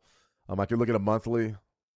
It's not going to do us much good, but we're going to do it anyways, just to be consistent. Spike low there, spike high. You've got a 13-month EMA right there at about 80.29. You've also got 38% right around 80.05. So, I mean, that is sort of that's going to be our hot zone, in my opinion. You're looking at about 80.25 to 80. That's where your robust support's going to probably line up and go for it. That would be probably my long side entry. Definitely want to be looking at that. So 80.75. Now, as far as what you know, for the daily chart, you know, I like the aggressiveness on the daily, 4-hour charts, daily charts, whatever. But consider this. That is a really small wave. So if you're looking at Fibonacci's 80.57, maybe 80.50, I think it's way too tight to take that trade. What could we do? This time of day, 30-minute chart. We know we've got our bids down here. That's where we want to bid. What can we do with our price action? Well, there's your CPI range. So you could just look at this current wave, run a Fibonacci from there to there, potentially get a sell right there at 80.88, something like that. How about a 5-minute chart? Looks a lot like our gold, doesn't it? We'd say it's a descending triangle, potentially. I wouldn't get involved in this. It's very choppy. I don't like it. This right here, 80.88 though. I think if you wanted to make a trade, that would be the trade you would make, potentially. Let's bring it down. Let's get more aggressive here. Let's take it right down to our CPI level. Yeah, that's more like it. But that was only a 6-pip difference. So, you know, you're a net seller from 80.82. You're a net seller from there. That's for sure. WTI crude oil falling away. I would be careful down here. You could see a major washout here. All right, let's go. Great Britain pound, Japanese yen. Let's do it. No, I want WTI crude to stay alive on my screen. Great Britain pound, Japanese yen. The guppy.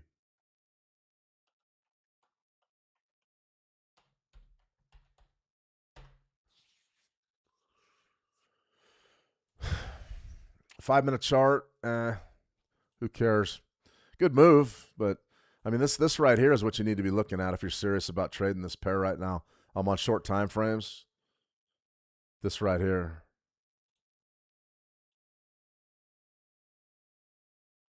What is that? It's a rectangle. Take a look. Why is that one important? It's your CPI range. Believe it. So what do you have happening? Why would CPI send the Great Britain pound Japanese yen reeling? Institutional traders diversifying their holdings. They started piling into these other currency pairs when CPI came out. Sideways trade. There was your bid from the bottom of the range. Now what do you think we could do here? We'd sell the top of it in the next hour and a half, 90 minutes. You sell from right up there. 217.40. Be looking for probably a 10-pip payoff, something like this. Where you run into trouble on one like this, Bobby Bob, trading it on such short time frames, is look at your spread. Your spread's like up around 4. That makes it really tough. It makes it really tough to get a trade that's got any sort of, I mean, it's really not worth it. That's what I'm saying. Because you'd have to stop yourself out. If the market did break, you know, you've probably gone up there at 217.52. So that means you're going to have to shoot for something more like this, 217.19, somewhere down in there. And the odds of hitting that are a little bit lower than just taking a real quick scalp. However, I mean, that really is the top of the session. It's the top of that CPI. So it worked like a charm down here. This would be sort of like a pendulum trade. You could execute that and not feel too bad about it. As far as, you know, what can we be looking at on the longer time frames? I mean, you see all the work we did. Let's go ahead and get rid of it. A couple of things. Daily, right from that spike low to this spike high, failed right around 38%. I'll be looking at 216.75s as being a potential late day long. I think that could be very good. Very good. Not a bad trade. I'd be patient, though. I wouldn't pile in right now. I think I'd be more inclined to sell towards the top of that CPI range and potentially buy it on there about 216.75. I think that's definitely something we could be looking at. That's for sure. Interesting, though. 218. Nice market. Not really a nice market. I mean, we want the bigger levels, though. We want to see a bigger pullback, but we're probably not going to get it this week. So we'll just wait. Still, though, really rock solid support zone. Definitely been a demand zone. 216.71, something like that. Pretty good stuff. All right, WTI crude, just really tough to trade that today. IBM, let's take a look at IBM and their 1 minute chart. I mean, that is just brutal, isn't it? Open gap down and then move sideways. As Forex and CFD traders, we don't have to worry about the gap down action. Let me see Actara. Good to see Actara. Thoughts on Bitcoin? Well, I mean,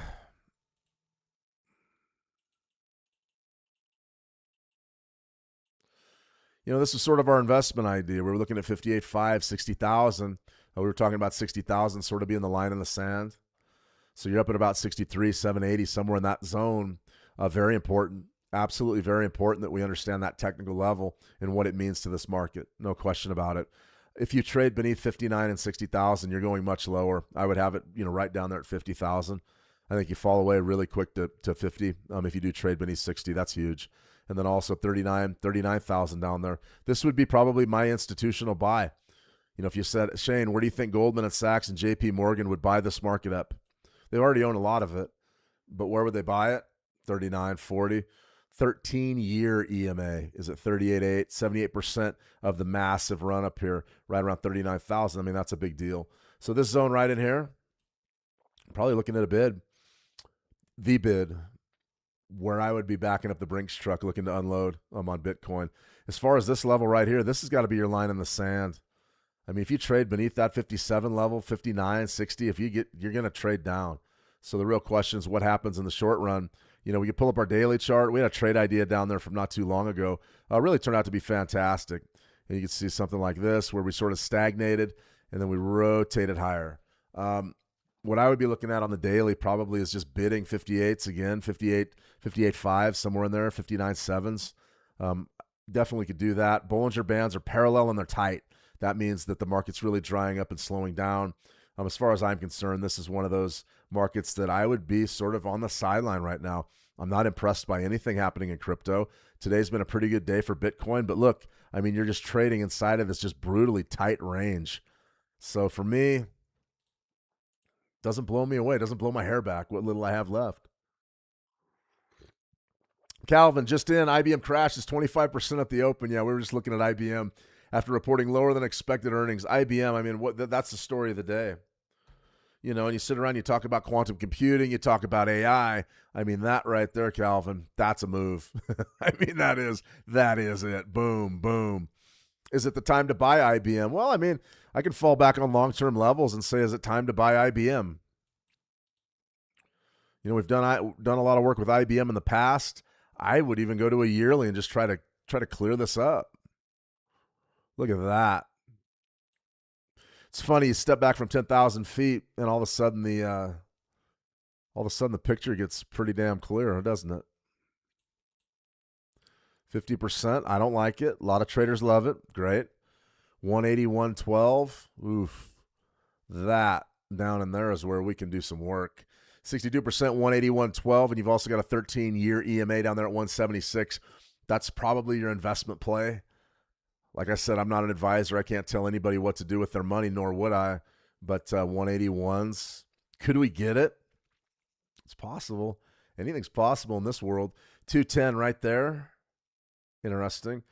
239. Let's go down to a daily and see how 239 did. There had to have been bidders there. Oh, yeah, look at that. That's where the bidders stepped in. Look at the volume spikes. Boom, boom. And then you get the big rally. So you go right down there from that 38% yearly Fibonacci, and you go right back up to 304. That's beautiful. I mean, that's where the smart money did the work, guys. And then the world ended for IBM, broke beneath that, wiped out everybody there. Could we get short? I wouldn't get short. Short's over. The people that knew about the report, they were short from up here. But this down in here, that probably is going to be where you're going to want to bid, for your long-term play, 181. 181. Let me see. Just in $100 million worth of crypto shorts liquidated in the past 60 minutes. I mean, that's a good sign. CPI, right? Buy in gold. Well, here you go. I don't know. I don't know, partner. If you guys are buying gold, I don't know. Honestly, this area right in here is extremely suspect. I think if I was doing it, I would be shorting gold. 76, not quite yet. Not quite yet. Let's go back down to our 1 minute. Remember, don't use TPO charts on spot gold. Those are our technicals. There it is. That's the picture. The line in the sand's 4,075. It really is. If you get sustained selling beneath that zone, potentially you could see that break and break all the way back down there to 40.50. I could see traders taking that play, have their back against 4,100, looking to get this trade down to 4,050. That's not a bad one. That's not a bad one at all. That's not a bad one. 75 is the sticking point, though. I have to tell you, though, the market's going to get ugly under there. If we go beneath 75, it's going to get ugly. All right, let's check in. We had that U.S. tech play. I think it lost. Yep, we got stopped right there. See, that's ridiculous. Perfect stop hunt. Boom, boom, and then went up and got points. Whatever. We're not going to worry about that. 5-minute chart. Really nothing setting up on the 5-minute chart. How about Dell? How about our Dell gap play? We're sort of losing there, aren't we? Stop loss up here. Still looking for that Dell gap. CPI, though, buried us. 75 still hanging in there. All right, Ethereum. Yeah. Let's take a look at Ethereum. Ethereum potential for a long. All right, daily chart broke out to the top side. That's a good range. I mean, you haven't seen that big of a gain in Ethereum since what, back in early July. Nice big move. What could we say about Ethereum, though? Really brutal market structure, huh, for the bulls. Oof. Boom, boom, pullback, boom. Bearish. That was interesting. This is a spot area that we had spotted. That 113.85, something like that, right in that zone. Keep an eye on that one. Spike low. That would be the low from where? 1st of April, 2025. Interesting. Nice big move downward. That's a key support zone, though. So if you do have an opportunity maybe to buy down there, I would say yeah. As far as right now goes, I mean, I don't hate the idea. The real question is what can we do with regards to, trade location? Take it down to a 4-hour chart. Take it down to a 4-hour. Do something like this. Spike low, spike high, pull back. 1830. It's better than buying 1860s, right? I would wait for the pullback. That's an overly extended 4-hour bar, and the reason why is the CPI number. So in my view, that's an artificial bar. I don't put a whole heck of a lot of stock in it. As far as do you want to buy right now? Then we got to take it down to a better time frame, something more conducive to us getting involved right now. 1850. Yes. That's not bad. 1850, 1846. Not bad at all. That's for sure. Let me see. BH. You can see BH. Gold buy level at 4,075. Stop loss at 4,068. Take profit at 4,090. I like the idea, BH, but we already hit it. We already had it. I mean, it's already done. We already did it. We already did it. Already did it. So, to me, once we've hit it, it's over. It's absolutely over with. But this area right in here, 1850 in Ether, I like that. Euro USD. Yeah, we covered Euro USD a bit earlier, but I'll rehash it for you if you like. 30-minute chart, you see that the trend is up. I wouldn't be messing around with the intraday stuff. We've got an opportunity potentially to trade down from here, and that's a key monthly level. That's sort of what I'm holding out for the rest of the week. I know a lot of you don't trade that way, but that's okay. You guys trade the way that you trade. For me, I look at a lot of markets. 113.54, right around there, 57. That's my buy. That's the one I want this week. Definitely keeping a close eye on that zone. Let me see, working. I'm asking because I think there's a potential of dropping until 1550 for Ethereum. Yeah, I mean, I totally dig what you're saying. 1550, I mean, it's going to be right in here somewhere. The key level here that you need to be really watching, the low.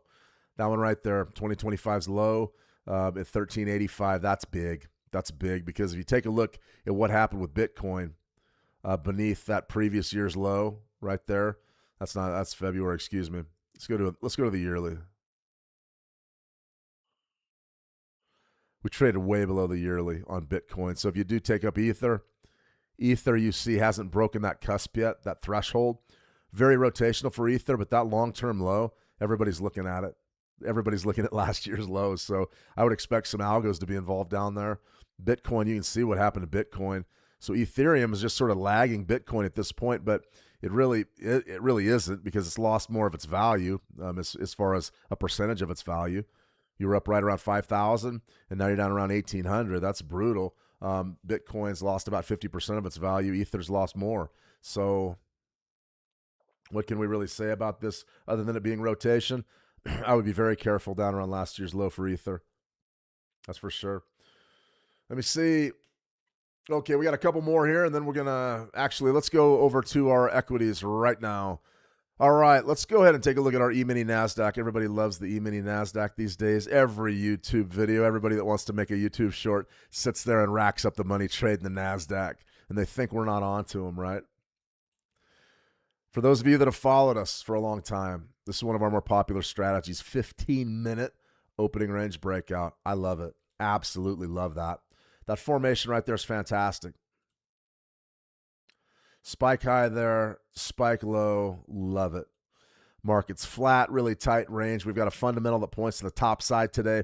We've also just you got to play the waiting game, of course, but we're looking for a breakout outside of those opening two bars. So right there, excuse me, I even marked it wrong, and that happens sometimes when I get in a hurry.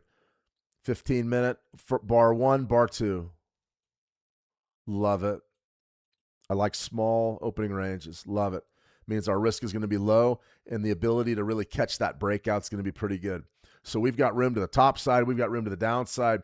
The only thing we really want to avoid is getting that big signal bar right now. So look, we're looking to sell on a break and a close beneath this. We're looking to buy on a break and a close above it.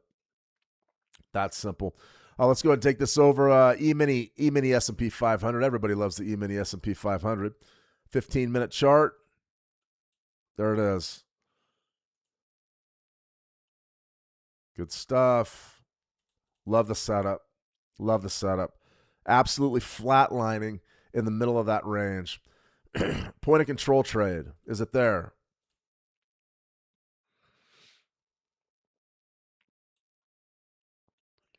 Has shifted. Don't love it. I don't love it like I did, right? Nah, no points of control right now. We wait till later in the day to hit those. But the 15-minute orb is fantastic. Good stuff right there. Nice. Nice and tight. Nice and tight. Let's go ahead. Excuse me. Let's go ahead and take a look at our gold. Gold is, if you're holding longs there, just be forewarned that if 75 goes, this thing's going to plummet. Just be ready for it. This area down in here, highly suspect. Highly suspect. That's for sure. Working. Love the analysis. Thank you. I'll follow you for sure. Yeah, over on Switch Markets on YouTube. That's where we'd love you to follow, but you don't have to follow. Over there, you can follow on any of the channels. That's fine. All the newer content's on Switch Markets on YouTube. Let me see. Darwin, blah, blah, blah. There you go. Well, hey, can't please them all, right? Buy, buy, buy. We already had it. 15-minute orb, beautiful. NASDAQ 15-minute orb, pretty good stuff. I think we're going to trade brewing. What's going on in WTI crude oil futures? I don't like it at all. Daily.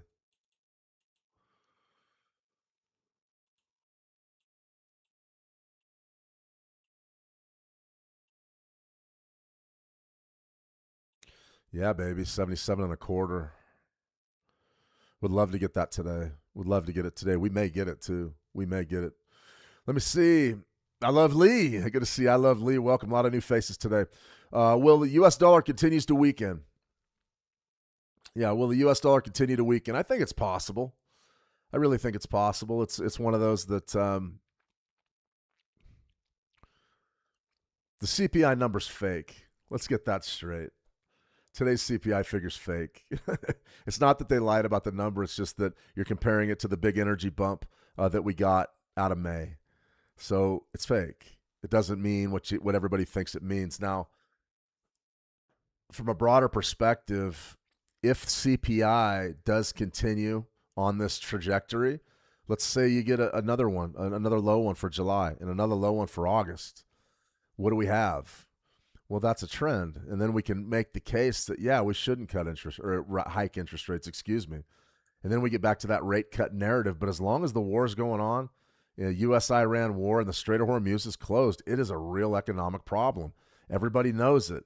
If this thing stays closed into the fall months, there's no way to run from the inflation. There's no way to run from the recession. It's coming. So knowing that, how do you fight a recession? You cut interest rates. How do you fight inflation? You hike interest rates. So right now, what the Fed is able to do with today's number is they're able to buy some time. They don't have to do anything. And that's what everybody's saying in the financial media. So I'm not saying anything new there.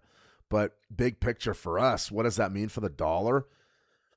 As long as the war is raging, the dollar is going to hold its value probably above 100, the DXY.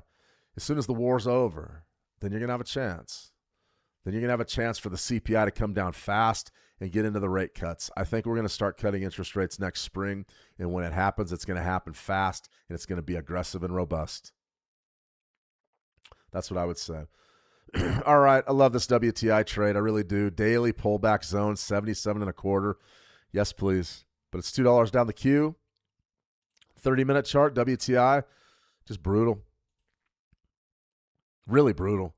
We're waiting for a move. We're waiting for a break. You can see right in here, sort of your overnight low. It's just, this is really tough price action. I don't like it at all. You see, we opened low and then we blew high on the news, and now we're just sort of mucking around and filling in. This is when crude can become a real problem for traders. They're trying to pick a direction in this market. They're going long, they're going short, and the problem you run into is there really isn't anywhere to work from. You don't have anywhere to work from. So be careful if you're trading crude oil today. The pullback to the daily is exactly what we want. Exactly what we want. If we get it, then we're in great shape. Gold's that level's stubborn. You got to hand it down. That level's stubborn. That 75 level is stubborn. So I like it. That shows that we're on the right track there. Let me see Vinman. Good to see you, Vin. Shane, do you hold overnights and futures? No, the margins for holding like full-size crude oil and full-size gold, full-size anything is very serious. It's a lot of money. You can hold the micros, though, the micro E-minis futures. You can hold those through the close. Personally, I don't. And the reason why I don't is just the volatility in the action. And honestly, you can certainly do it. Feel free to do it. Just have your stops down. Be very careful, though. You see the futures opens every day. I watch them every day at, 4:15, somewhere in there my time. When those markets reopen, oftentimes they're a lot different than they were. So I don't. No, I think it's a very high-risk thing. The Forex, that's a better one to hold through the overnight. No question about it. Look at this bounce. Man, that level's money in the bank. Let me see. Are we getting any extension at all here? E-mini S&P 500, no. Crude oil wants to open up to the downside. That would be fantastic. E-mini NASDAQ, we have a potential trade there. If we do get the bearish close here in about 6.5 minutes, and we'll look to send them. Then we'll just build a trade accordingly. I really like that trade. I think it's a pretty good one. I don't want to fight the CPI fundamentals, but, if the market comes off and fills in the CPI zone, then we got a really good chance to succeed there. We really do. Let me see. Working. Absolutely. I love Lee. You're welcome. Let me see. Working RPR. How long are you already in the markets and trading? 15 years. Started in 2011. 15 years. It's been sort of in the early years, it was a challenge. It was a challenge because it was sort of on again, off again. I started out with a 7V bar trading group, and I sort of earned my wings there. My uncle was the director, and he was a pit trader. He wasn't a pit trader, but he was an upstairs trader for Shell Oil and Northfield Oil back in the 90s on Wall Street. And he showed me a few things about the markets, and I was very grateful. Worked with 7V Bar for a few years. Actually, it was about 18 months. And he ended up passing away. The trading group dissolved. The liquidity was gone. No more trade, no more money. You can't trade. And so that trading group went belly up. I traded prop for a while. Ended up having to get out there and make some money in the world. Went out and worked in the oil fields for a while. Very blue collar. Did a bunch of blue collar stuff, and then got back in the markets for good. Probably, let's see, about 12 years ago now. 11 years. And then I've been pretty much in it ever since. And it's been good. Worked as a financial writer during that period. The live streaming and stuff just came along about 5 years ago. I've been doing this for quite a while. And trading, still trade my own accounts, do some prop stuff from time to time just to have fun. The price on the prop valuations and everything have come down. And the rules, they're actually working with you on the rules. So it's been sort of the golden age for traders. Like if you want to be a trader, you can be a trader. The barriers to entry are very low. When I first started, they were high. You know, that the brokers, you could deposit small amounts, but if you didn't have like at least 50 grand in your account, they wouldn't even talk to you. They wouldn't even talk to you on the phone. So, yeah, that's pretty much my story, man. I've been around for quite a while working, quite a while. Let me see. FaZe Outlaw. Good to see a FaZe. Welcome. Yeah, crypto will most likely bottom in October with 2027 starting the new bull market until 2029. I don't disagree with you, FaZe. I see the U.S. election as being the biggest market driver for crypto. I think that if the Democrats win, it looks like they're going to win the House, potentially win the Senate. If that happens, impeachment day one, we know that. Now, just because you impeach a president doesn't mean it really does anything other than slow down the legislative process. But there will be investigations into Trump's crypto dealings. Pretty much everybody in the cabinet has a lot of those crypto dealings. There's going to be investigations, potentially new regulations, and it could be a real challenging environment for crypto. So it depends on what happens in the election phase, but I do tend to agree with you. I think that crypto is definitely in a holding pattern. I have no desire to buy it right now. None. No desire at all. That's for sure. Let me see. Working. Wow, that's incredible. Yeah, I'm 47 working. I've been around a little bit. All right, so we're still waiting on these opening, these orbs. Look at this E-mini. Look at this thing setting up. I mean, this thing, we would love to get just the close right there and then blow out the bottom of that CPI range and maybe turn bearish. That'd be fantastic. That'd be absolutely fantastic. Let's go to the E-mini Dow. All right, E-mini Dow. Interesting, more bullish. Definitely a more bullish orb range.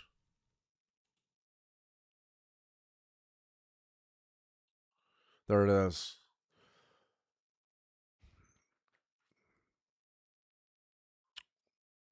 I like this. We could potentially blow out that CPI top. Always know your ranges, guys, on a news day. Always know your ranges. Right there's your CPI range, 30-minute range. Know where that is at all times. This right up in here, though, could be a nice break. Bullish break. Not a bad orb. We have interesting orbs today. We'll stick with this another couple of minutes and see if we can actually get a trade. This would be, it looks like if it's going to develop, be a sell side.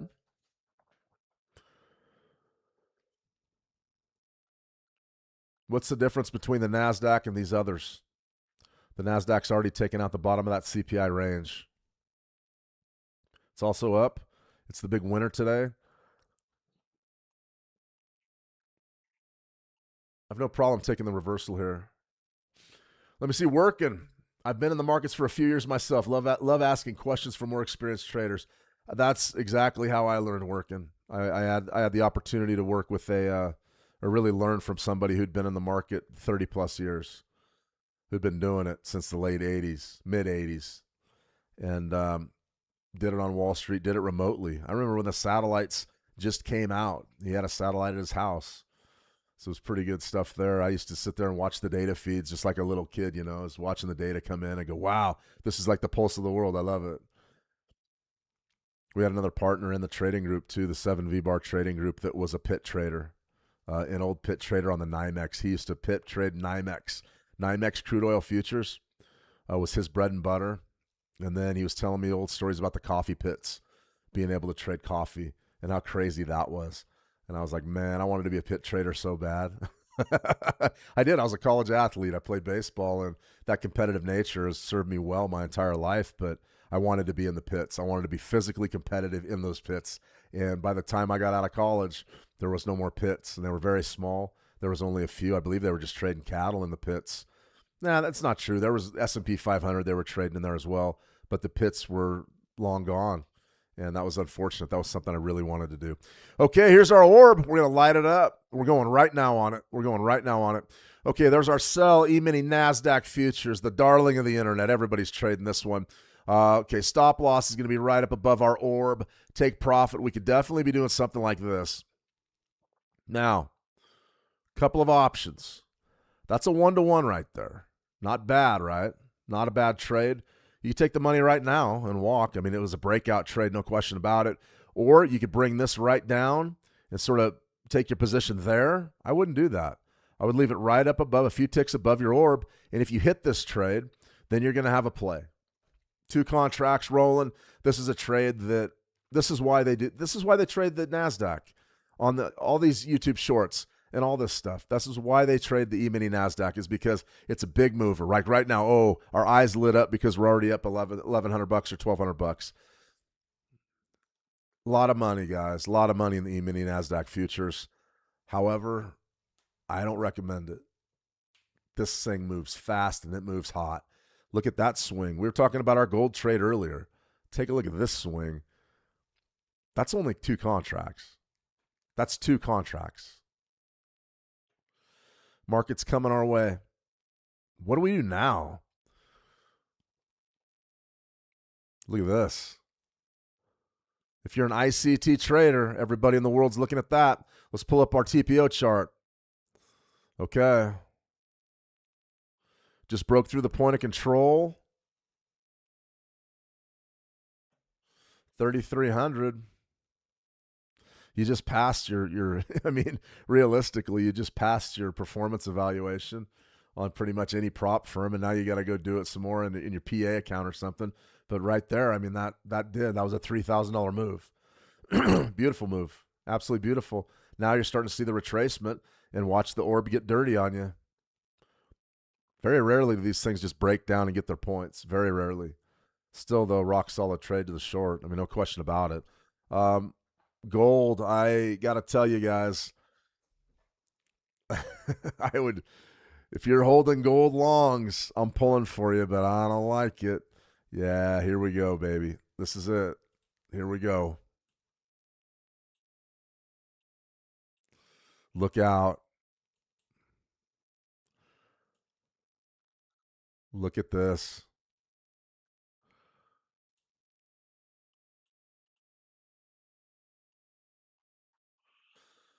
Not great trade entry. Not great trade location. No question. Why would it be a limit order? We don't want limit. Market, just send them.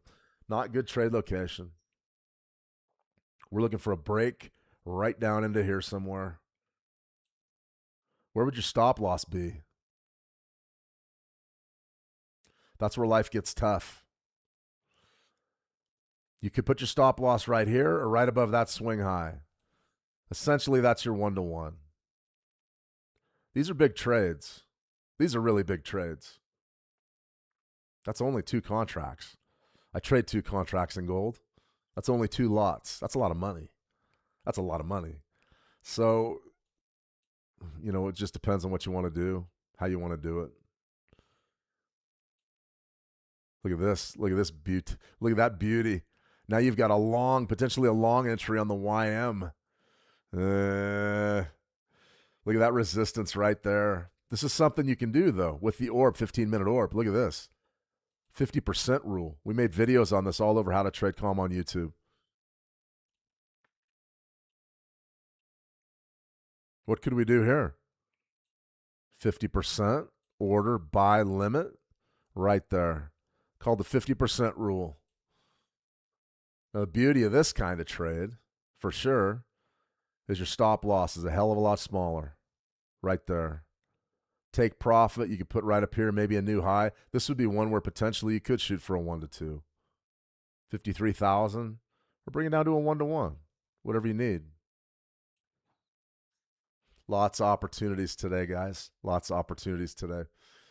Let's see. Gold. What's happening to gold? This break in symmetry guy. 75 is the big level in spot gold. 75 is it. We're coming off. That's going to come off and fill in. I would think that that's going to be the way forward. All right, NASDAQ, E-mini NASDAQ. Look how fast fortunes change, right? Look how fast fortunes change. That's why it's up to you what you do with these trades. I mean, take profit. That would have been a really tough one not to take right there because it was so easy. Now the market's rotating back up into the guts. You can see gold's in rotation. YM is sort of in rotation. WTI crude is flat. Keep an eye out. Be ready for your moves. You'll get them later in the day, more than likely. Another half hour or so, another hour, you'll get them. All right, guys, I'm going to go ahead and sign off. I've been going forever. Let's see, working RPR, trade coffee futures. The guy said the market was thin. He said the market was thin, so it was just insane. But they were making so much money in the pits. So a good pit trader back then in the NYMEX. I mean, the gentleman told me the story a bunch of times. He said, listen, I used to show up in January with $100,000, and I went over $2 million a few times by taking the money from January all the way to December, pulling out at the end of the year, $1 million, $2 million, $1.5 million. That's a pretty good living just for some working class folks that just knew how to trade. These weren't fund managers. These weren't Goldman & Sachs, that's for sure. These were people like you and me that got in there and got to trade and loved to trade. That's what the difference was. That's for sure.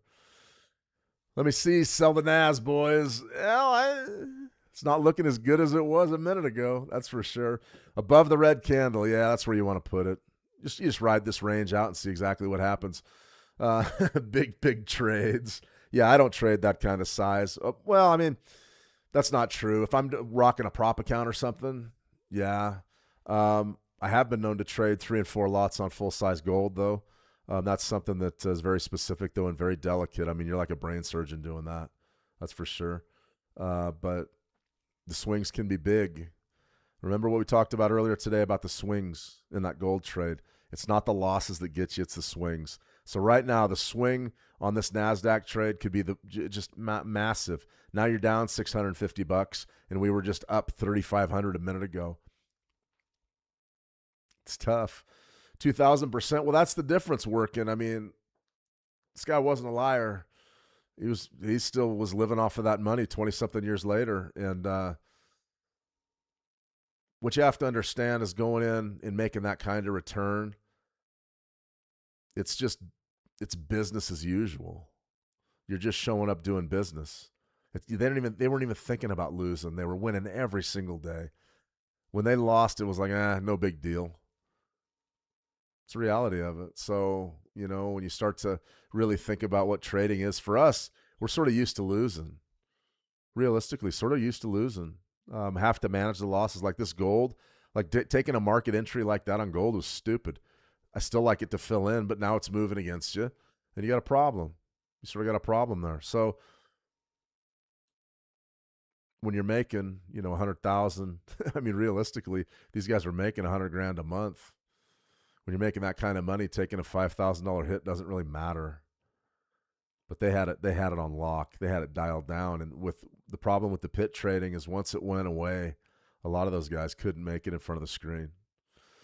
All right, everybody, I'm going to go ahead and sign off. That's enough for me today. We went long enough. What, about 2 hours?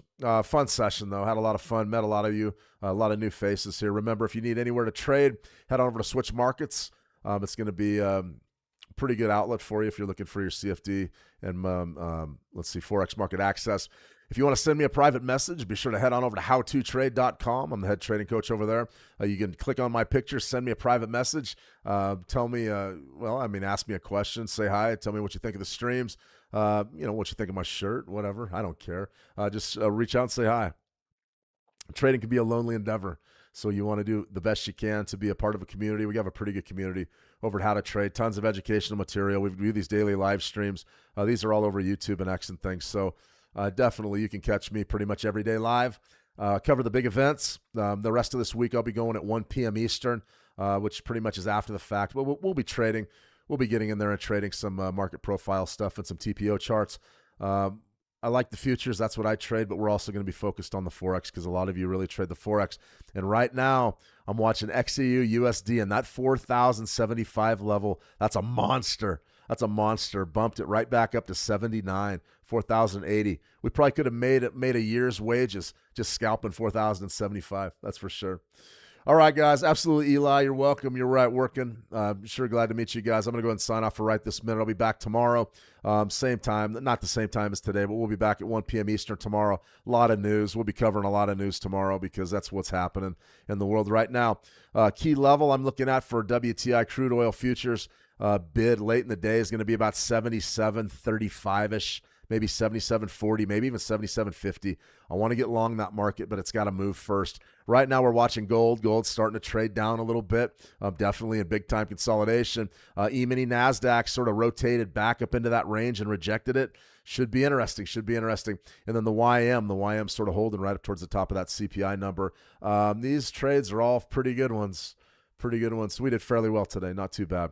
All right, everybody, that's a wrap for me. Have a fantastic session. Have a better week. And as always, trade the action well, and we'll talk soon. See ya.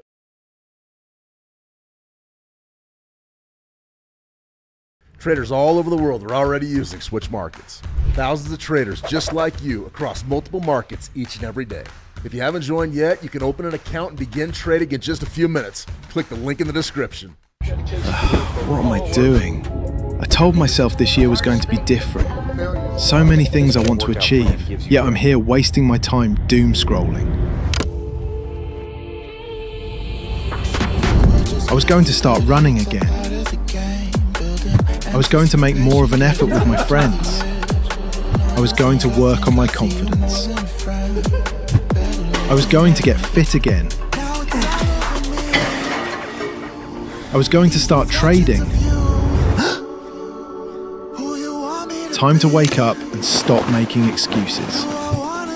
Okay, switch markets. Let's do this. When you're ready to trade, Switch Markets is waiting for you. By the way, you're not trading alone. There's a whole community of traders tuning in daily, sharing ideas, watching the markets together, right here on the Switch Markets YouTube channel. If you want to be a part of it, subscribe and tune in daily. I'm here to answer your questions live. Time moves in a constant rhythm. Every second counts. Every decision carries weight. In trading, the cycle never stops. Opportunities appear, they disappear. Sometimes before I'm ready. Even when I step away, the market keeps moving. What if I'm wrong? What if I miss? What if this one turns against me? Every chart I've ever studied, every level I've marked, every rule I've committed to, all of it comes down to one moment. Executed with clarity, without hesitation. Because control is choice. And in that moment, control becomes edge. Switch markets. Trade with discipline.